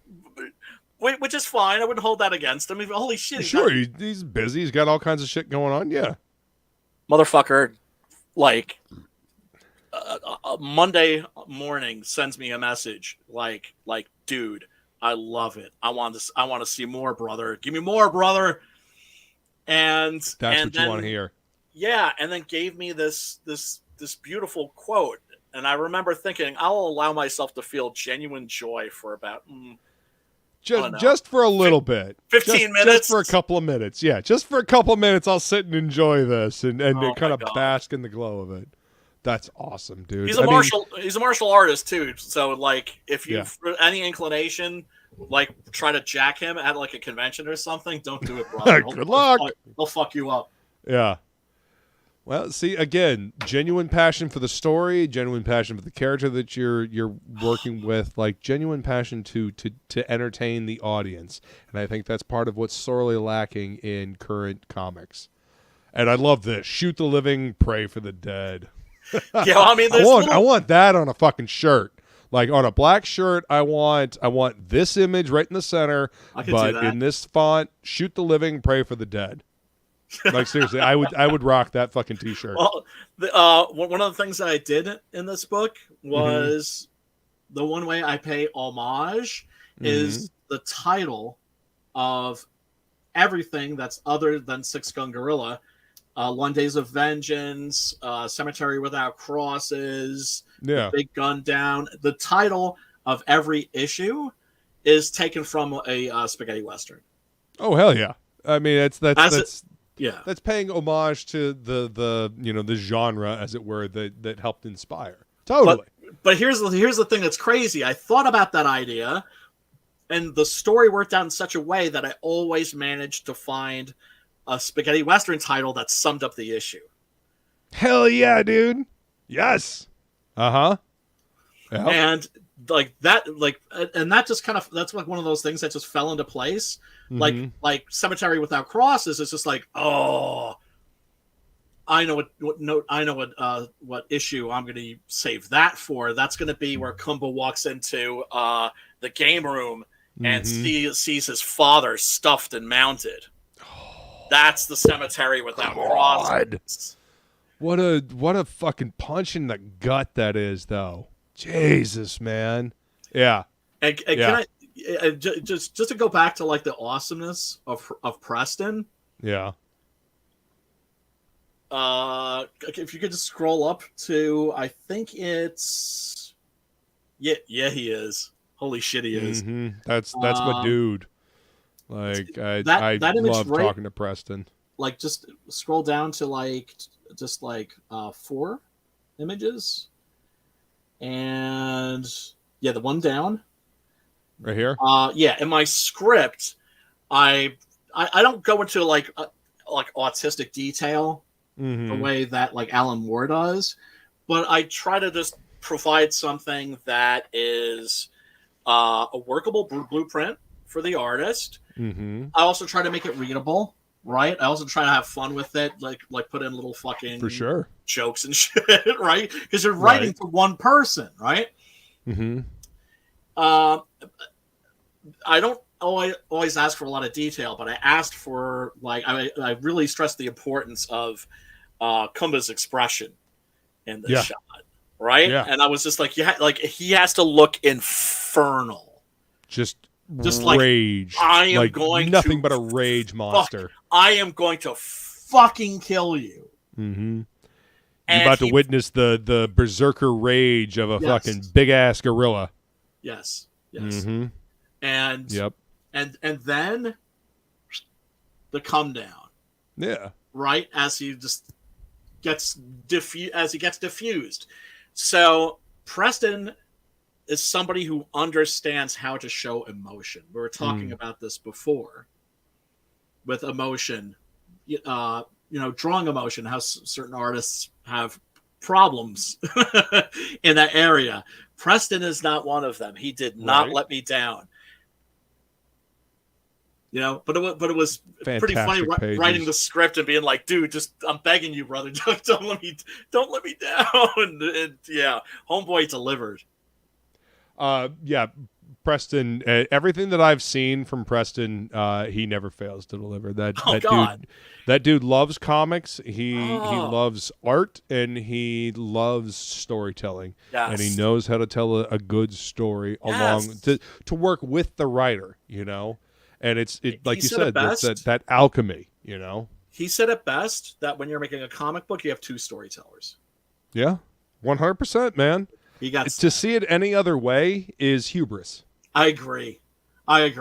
Absolutely. Absolutely. And you know what? If you don't see it that way, it's going to show. Oh, absolutely. 100%. It's going to show in your comic, man. You can't fake the funk. You can't fake the funk. No, you can't, man. That's when people are genuinely having fun creating the story that they're making, it comes through to the audience, and the audience always responds to it. They always pick up on it, man. Right. Think of a band and they're just looking bored, going through the motions, as opposed to somebody that's right. Okay, here's a prime example. Prime example of this, and I know anybody that's paid attention to my channel, they probably know what I'm going to say, but Sugar Ray, their first album, Lemonade and Brownies, is so goddamn fun that I love that album. Each one of those tracks is just fun. They are having fun making this album because they're making the fucking music they want to make, right? Their second album, Floored, the first half of that, you could tell they had the first half of that album written before studio influence. The second half of that album is absolute goddamn garbage because you can tell that the major studio came in and it's like, oh, well, let's add a DJ here and let's like change this here, and then their fucking sound completely changed. But that there was first something album, like, oh my God, there's this band and the singer looks like Ethan Hawke. Doesn't have a lot of talent, but he looks just like Ethan Hawke. He's charismatic as fuck, man. Are you kidding? Yeah. It's so naturally, it's just like, oh shit, like let's turn them into a radio-friendly hit money band. Off these motherfuckers. Absolutely, absolutely. By the way, I think Mark McGrath and Ethan Hawke, that their acting talents are about. I actually have an audiobook of Ethan Hawke reading Slaughterhouse-5, and he does an incredible job with that. Really? Like he actually adds some gravitas to that. No shit. It's tremendous, dude. I'll have to see if I can find it and send it to you. No shit. It's so worth listening to.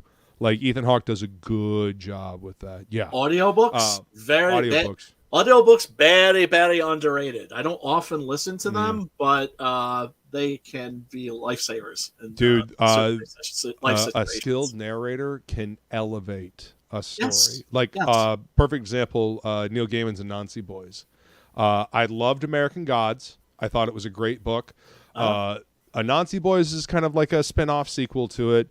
I don't think that I would have enjoyed that book as much if the audiobook narrator had not put so much character into each one of these characters. Like, that dude just made these characters come alive for me. And I'm not sure that I would have enjoyed that book as much had I not listened to the audiobook.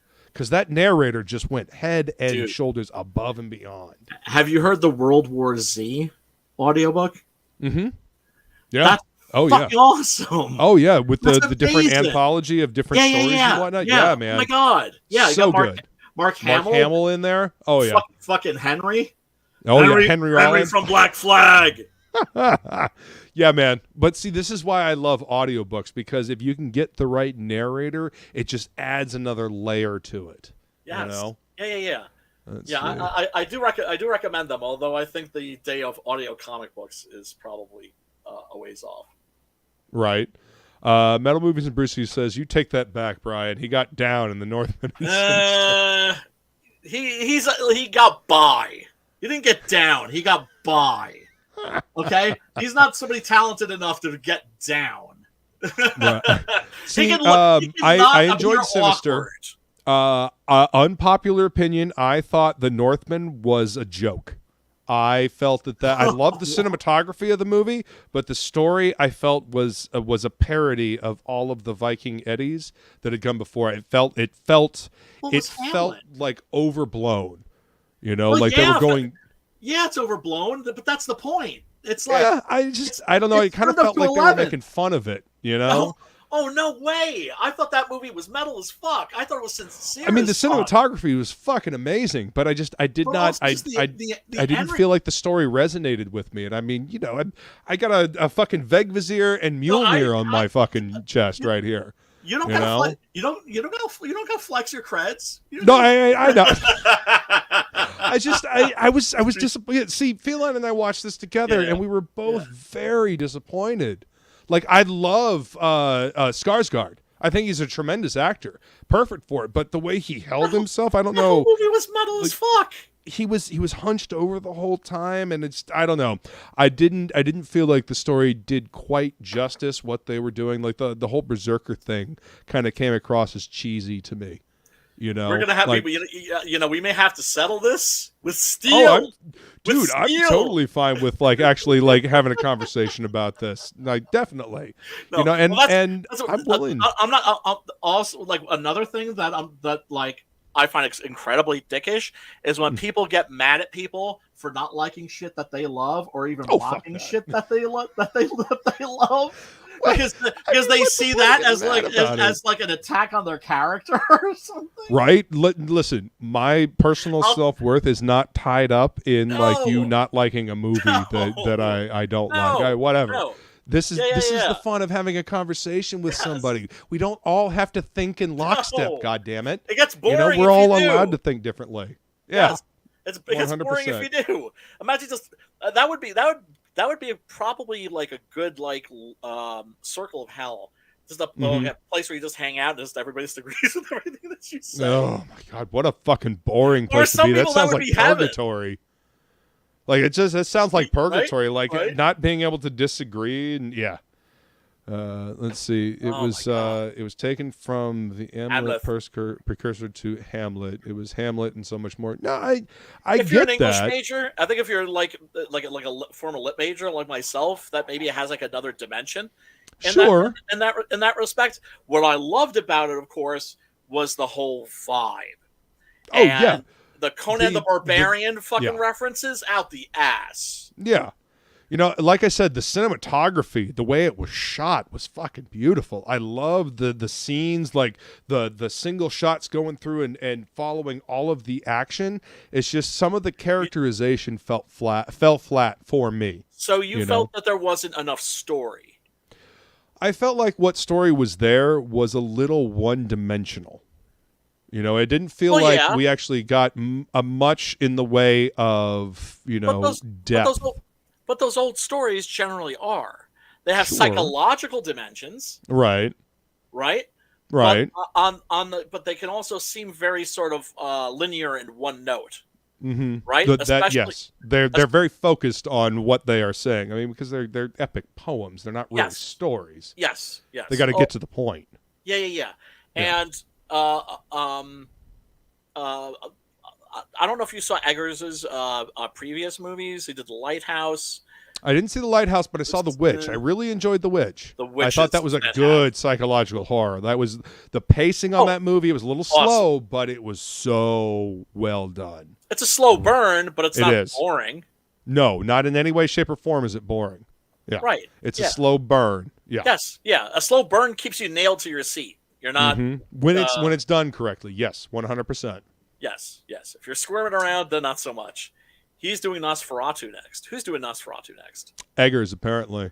Oh, that's right. That's right. Oh, what Oh, dude, wait a second. Don't I know somebody that has tickets to see Renfield?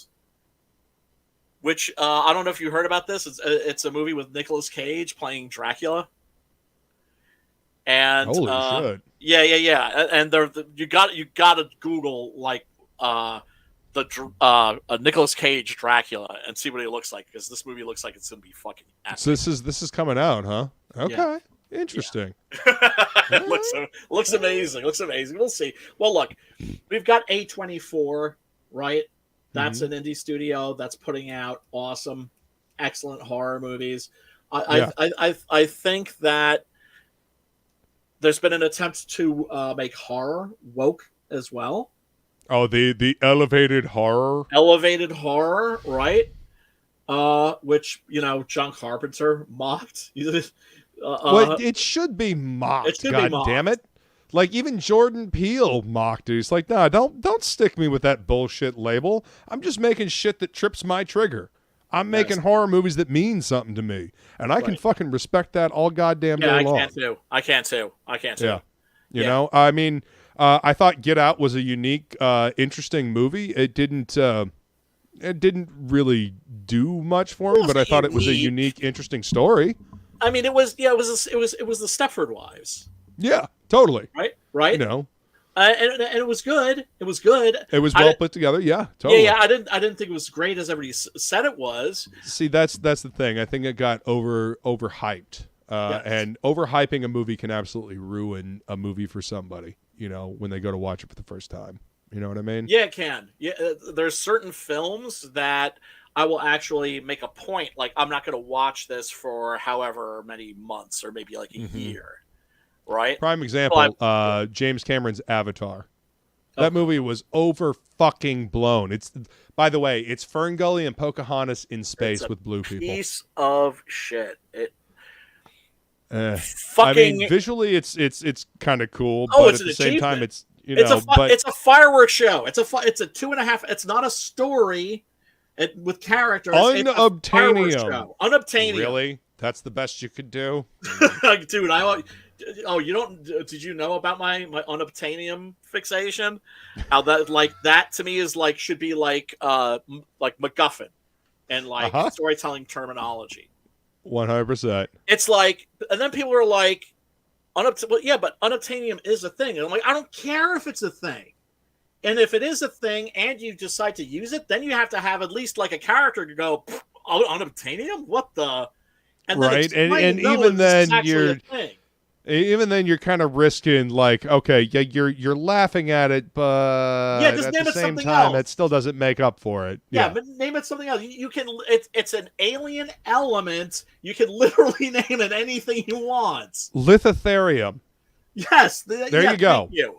Whatever. You anyway. But that entire movie is on the nose. It's so lowest common denominator. It never surprises you. You know everything that's going to happen next. Especially if you've paid any attention to any kind of movies over the last decade or so. No shit. I thought it was it's interesting because if you look at it, it's a technical achievement that's really quite extraordinary. But then it is. It doesn't have a soul. It's like I said, it's a pretty fireworks mannequin display. Yeah. Well, it's like Ray Bradbury said. this about like some stories, some films that have too many special effects, that they become like fireworks shows, which is to say, fireworks shows are fun to watch, but afterwards you're left with an empty sky. Exactly. 100%. And you never want to leave a story or have your reader leave a story feeling like they haven't taken something with them. Yeah, you want to leave some kind of impact when the story's over. Otherwise, it's just kind of, flash in a pan. It's fluff. It's cotton candy. It's not anything substantial. And Matt, my favorite parts of the Northman were the parts that were metal. Yes, and the raid, the sword robbing, and when he fought the Draugr, I thought that was pretty cool. And the fact that he cut the thing's head off and put it right at its ass, that's how they used to deal with Draugr. Yeah. I thought that was really fucking cool. Look, I got to see that. You have to also understand, I got to see that in a movie theater that was completely empty. Oh wow! So I had my vape pen with me and my little something. Yeah. And I got to I had my big old soda and just sitting there baked, watching this incredible movie and being able to just nobody's there. Enjoy. So I just very freely just go, metal! Fucking metal! There were little parts of that movie that made me go, metal! Oh yeah. And I could tell that Eggers was he loves the time period. Yeah, you weren't feeling it. That which is totally cool. Yeah. Me personally, that whole thing was just awesome. Well, I mean, and this is what I mean, people. We can actually have a conversation about it without getting offended. Oh no, Brian doesn't think the way that I do. How will I ever go on? Never take same people as like I that always seriously. Never take people like that seriously. Never. And see, this is why Brian and I get along so well, is because we can have conversations, we can agree to disagree, and we can actually talk about these things without, resorting to fucking name calling or shit. Well, this is also thanks to the magic of the internet, because if we lived in the same if we all lived in the same neighborhood, Matt and I might have to tune you up in the parking lot or something. Right? I mean, you guys are welcome to try. I'm just saying. Feline says she's actually going to rewatch it. Yeah. Oh. And there are absolutely horror elements of that movie. Oh my god. 100%. Yes. And metal. It's the most metal movie of the last 25 years easily. Oh my god. We're not going to get a Norse movie like that in a long time. Yeah. No, and I'm fully open to watching it again and trying to see more of it, but I guess it wasn't quite what I was expecting. But expectations can kill a movie, Expectations can kill a comic, I think a lot of people were expecting the Vikings TV series. I think they were expecting the first couple of seasons of that were good, and then it shit the bed. Once they start bringing their chicks on the raids, that's when I was out. I was just like, bye. Well, I mean, shield maidens are. I mean, everybody knows about shield maidens. Yes, that's a thing. But they were the last line of defense. They stayed home to protect the children and the old people. Mm-hmm. Do you know what I'm saying? They weren't going on raids. That's all I'm saying. Although and then people so you're saying that Viking women weren't badass? No, I'm saying that there weren't female Vikings. Viking was a job. It was a job title. Now, what you think of as the Vikings, they found a mummy of a Viking woman in China. How fucking rad is that? That means they were very traveled. Everywhere. That's right. They went everywhere. Yep. That's amazing. And I will say this: I would much rather have a shield maiden at my side than a dainty princess back at home. Oh, without a doubt. But that's where fantasy comes in. Do you know what I'm saying? My problem was that this was Vikings on the History Channel. I mean, like I said, the first couple of seasons were good. Afterwards, it just fuck all about the history, though. I mean, it was just I mean, and mind you, look, if it works, it works. I'm not a stickler for historical accuracy. I do expect people to do a certain amount of homework. Sure, it doesn't have to be like autistic detail. As long as you get the main things right, and I can let a lot pass, but there was just too much in that series that was just I don't know. Listen, not my when Ragnar died, I kind of lost interest. I mean, I realized, yes, he died in real life and whatnot, but I kind of gave up after that. All right, guys. So $25 for a 96-page graphic novel of this awesome Western tale of a vengeance-seeking gorilla with his big guns shooting very big holes in very bad people. So you can still get issues 9 and 10, like single issues. Never, ever, ever let it be said that I am a double dipper. If you already have the floppies of the previous 8 issues, you can get 9 and 10 as floppies. Nice. So I'm not going to put out so the trade paperback is for the people that have the first trade paperback, and then there's another tier for people that just have the just the floppies, or for people that want, or the people that collect both. I have certain backers that just back everything. Thank you. Yeah. And hey, you guys are champions. Appreciate it. Yep. Yeah, no shit.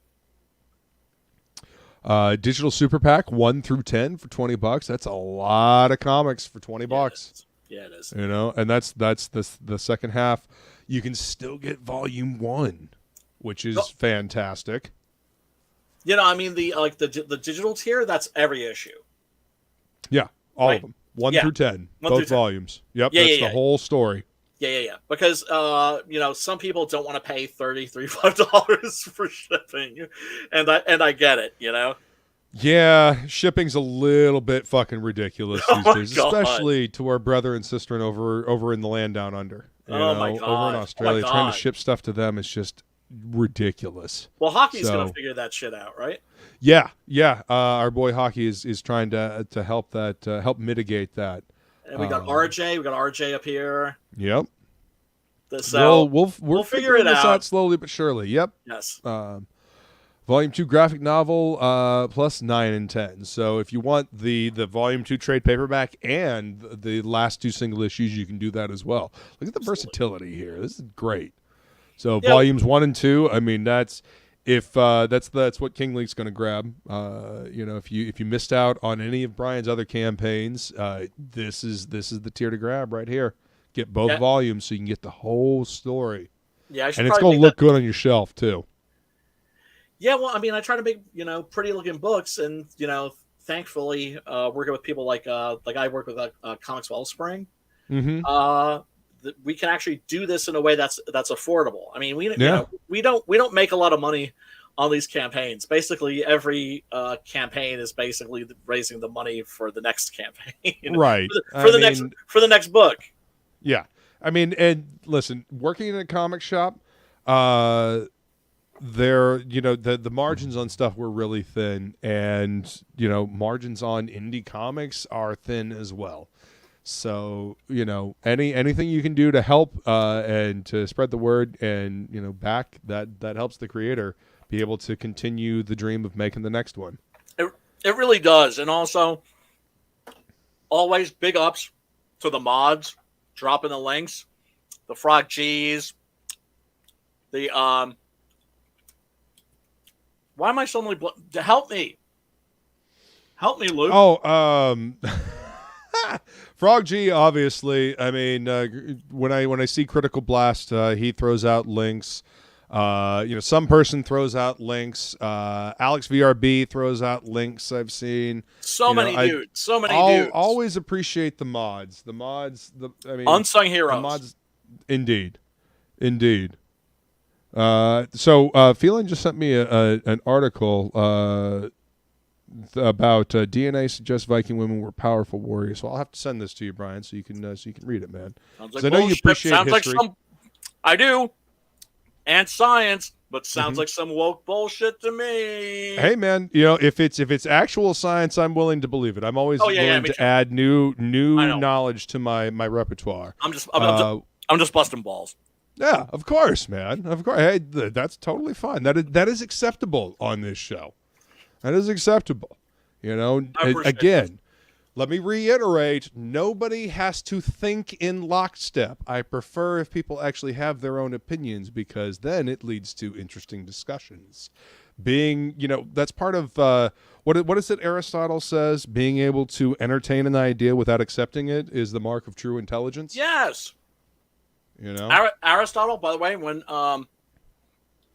there were basically novice writers that hit me up for advice. First of all, it's crazy that people hit me up for writing advice. That's insane, right? I mean, they read good material. They, you know, you're approachable, man. So I understand it. I gig it. Yeah. I try to make myself useful, right? So when people ask me for writing advice, one of the things I always recommend is reading Aristotle's Poetics. Right? I'm like, it's like 50 pages. You can download it for free. Yeah, it's not going to take you long. It's in the public domain. That's going to teach you more than 99.9% of the books out there about writing. Open your mind. KISS, keep it simple, stupid. Absolutely.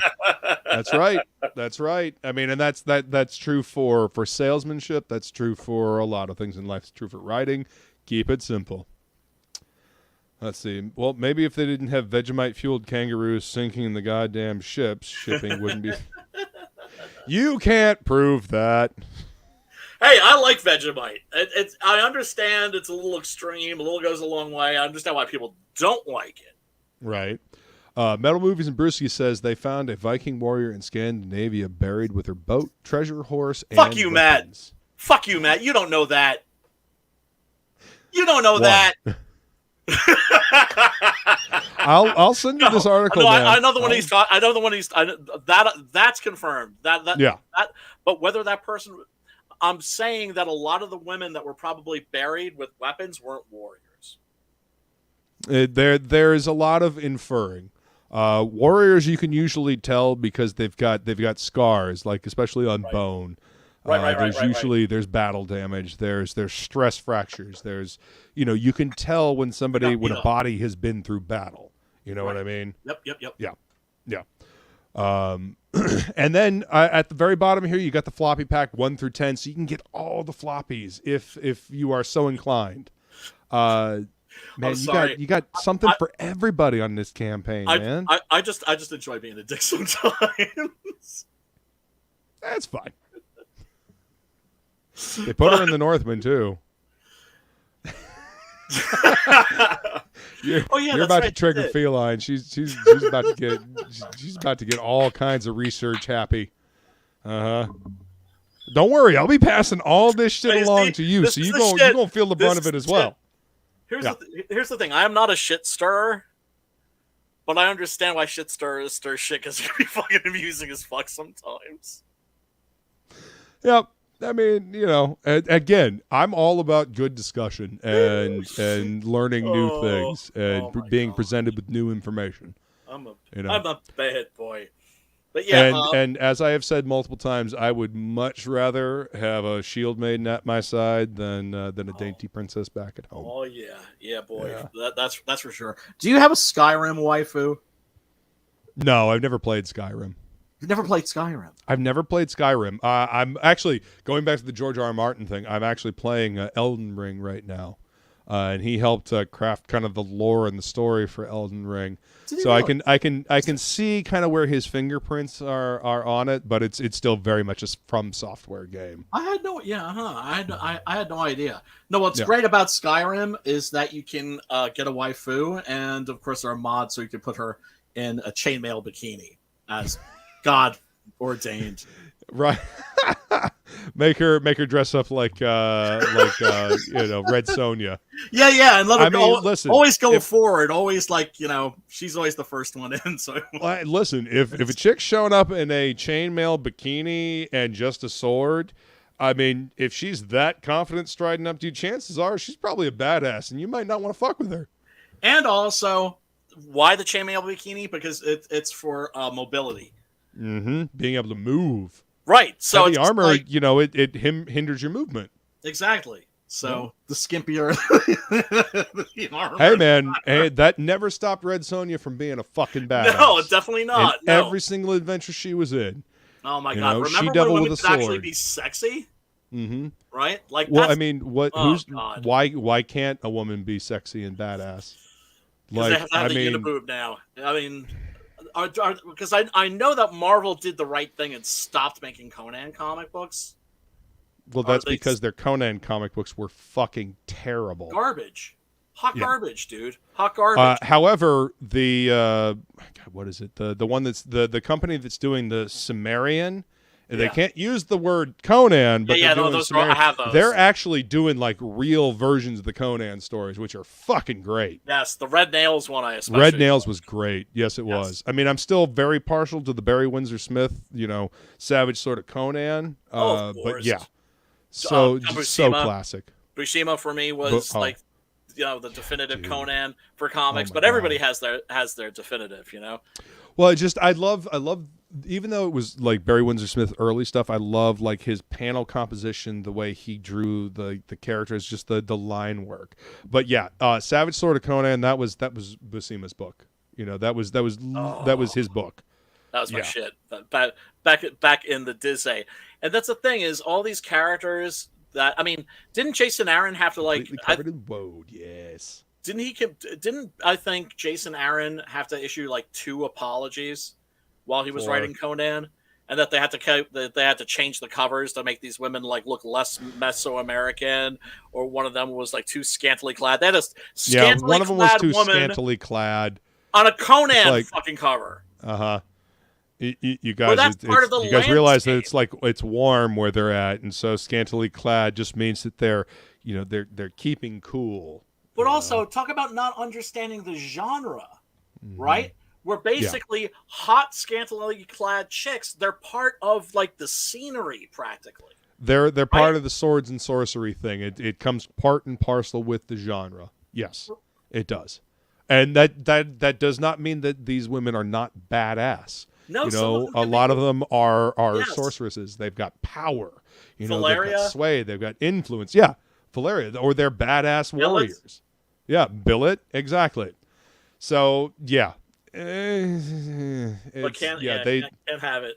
They didn't understand the source material, and that is the biggest problem with a lot of these things that take something pre-established. They don't understand the source material, and then they just kind of create something that's sort of like it, and then has the name on it.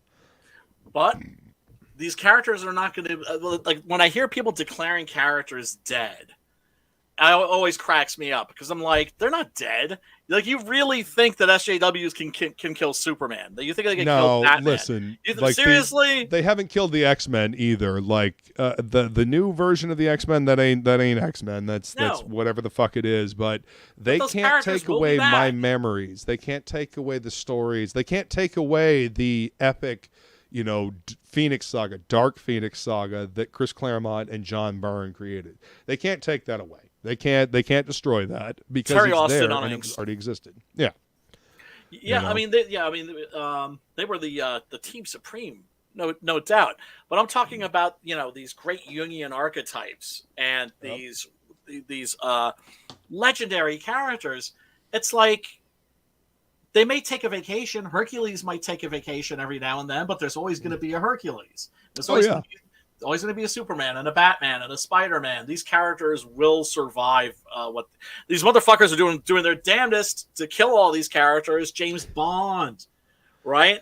They're doing their damnedest. They're doing their damnedest, but they will come They're not even back. writing these characters. They most of them have booted the character to the side, and they're using that name and that brand recognition to tell stories with characters that nobody gives a fuck about.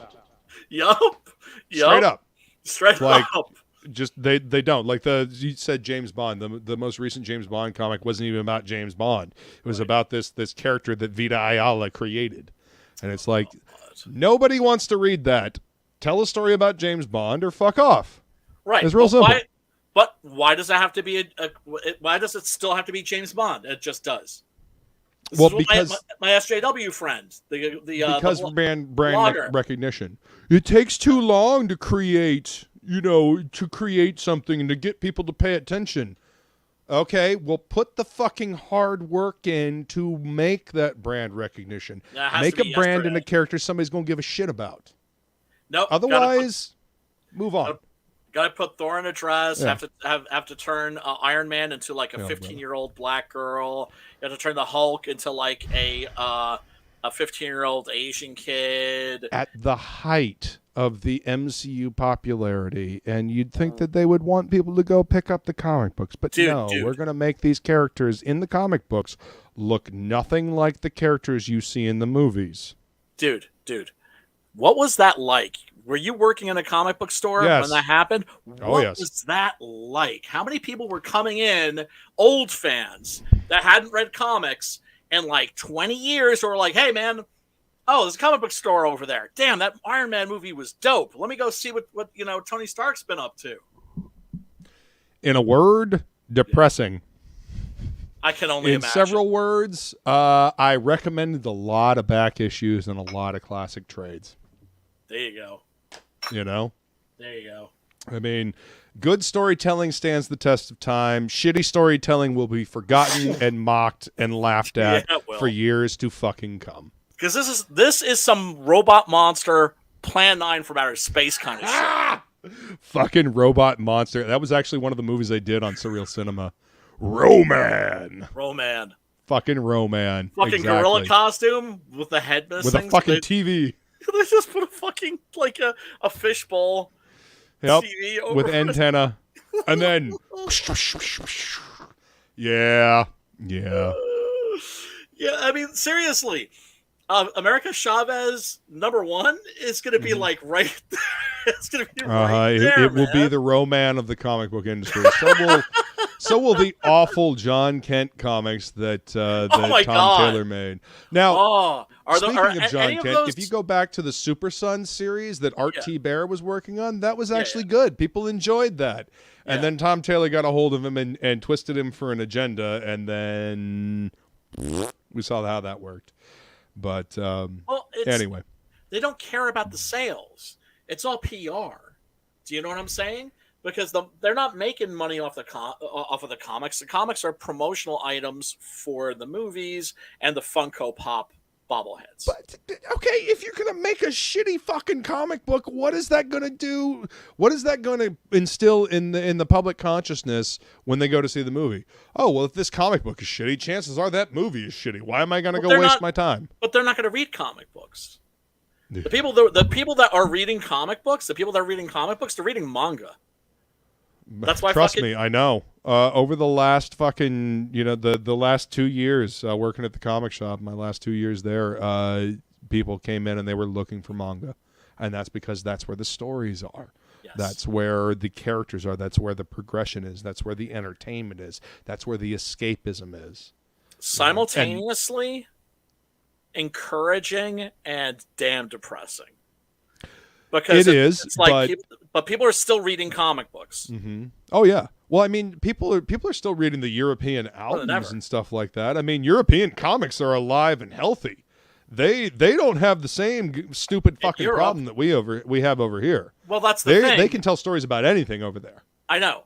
Well, I mean, like me and Sim, we're like the big ambassadors for like French comics in CG. Dude, the French love their fucking comics. Are you kidding me? Yeah, they love comics. They love the medium. And people read over there. We've got this cult of ignorance over here in this country where, you read books? You must be a fucking nerd.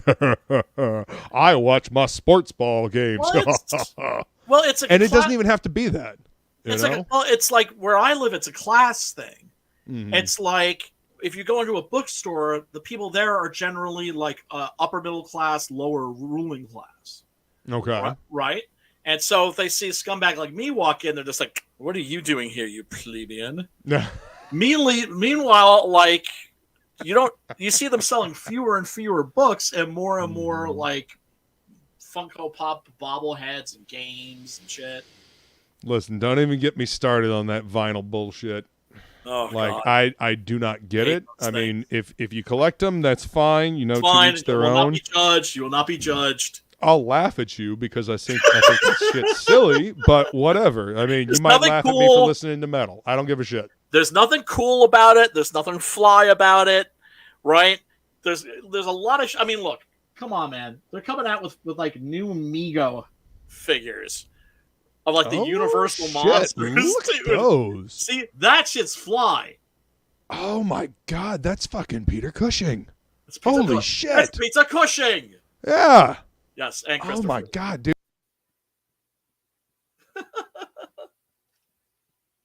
You muted yourself, bro. Okay, I don't know what I did. Right up over there, I actually have VHS tapes, and I've got some old Hammer films. You know, I've got Peter Cushing's Dracula, and yeah. Oh my God, man. See, I'm not Christopher a VHS Lee guy. as Dracula is like amazing. You know, just performance. Yes, command, authority. Mm-hmm. Yeah. So I mean, anyway, just storytelling. I guess you guys can tell from what we've been talking about for 2 hours and 40 minutes here. Like, storytelling matters. Good storytelling matters. Good characters that people can relate to and get invested in. That's what you're going to get with Six Gun Gorilla. So go grab this book because, you know, as you can tell, Brian's passionate about telling a good story. You know, he's passionate about making sure you get the best story for your buck. I am nothing if not sincere. See? Genuine in his passion for comics. I mean, people can tell me that I suck. People can say all sorts of shit about me, but you can never say that I'm not sincere. Right. Absolutely, man. Absolutely. Metal Movies and Brisky says, I've been screaming that for months. We need more CG France customers. Yeah. Yeah, we and do. I think we keep creating good quality content. We will get them because they love to read comics over there. Yep. You know, and they would love to read our comics. Well, I mean, they create a lot of their own great comics too. Sure you do. know, a lot of the stuff, the Sumerian, a lot of that stuff was actually produced over in Europe. Those were European albums that got translated. Oh, the new Elric series is fucking fire. Yeah. Better that's than because they care about the source material. They're creating from that. Yeah. Yeah, those are awesome. Whenever there's like a new chapter that's coming out, I get pretty psyched. Hell yeah, dude. And see, that's what we want. We want people to get excited about comics. We want people to be excited about these stories and can't wait for the next issue. And that's the passion and excitement that I see over here. I mean, you got everybody that is super excited for Volume 2 of Six Gun Gorilla: The Long Days of Vengeance. You know, waiting for this. You know, you got people that are excited about the next Shane's book, Inglorious Rex. People are excited about that. You know, people are excited about Vaughn's new book, Terror in the Trenches. Like, you know, I'm not. You're not? No, I'm just saying. Vaughn's you worked on it. No, Vaughn's my boy, so I got to bust his balls. Yeah, Vaughn's great, man. Yeah, he is. Vaughn's great. I fucking love Vaughn. And talented as fuck. And I remember when it was taking a long time for him to put out Monster MD, how awful he felt. And I just had dude, that book was so fucking worth it. Dude, so I just tried to reassure him and be like, dude, I know it's taking a long time, but as long as you stick the landing, as long as you deliver a dope ass book, everything will be fine. Not only fine, better than fine. People will not. I would always rather have it awesome than fast. Absolutely. Absolutely. Right? Let it be the work that needs to be put out. Absolutely. And when that came out, fire. Yeah, fantastic. He's a really talented. There is a quote by let's see. There's a quote by Miyazaki, the creator of Mario, about late video games. A late video game eventually comes out and it's good. But if a game comes out on time but it's not finished, and I'm butchering the quote horribly, but you know, put out a quality product, because the quality product will stand the test of time. People will forget about it being late. But you put out a bad quality product, people will always remember. A bad game is always a bad game, but a late game is eventually good, I think is the quote. Dude, the perfect example of this was The Killing Joke. Yeah. They were advertising this as the ultimate Joker story, right?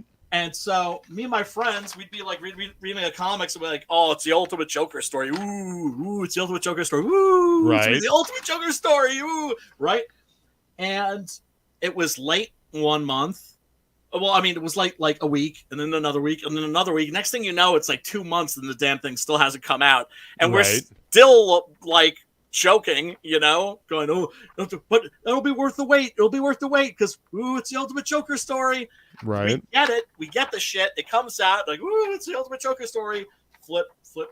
All of us just sit there like quiet, not like you hear a pin drop for about like 30 minutes. This was actually pretty good. Holy shit.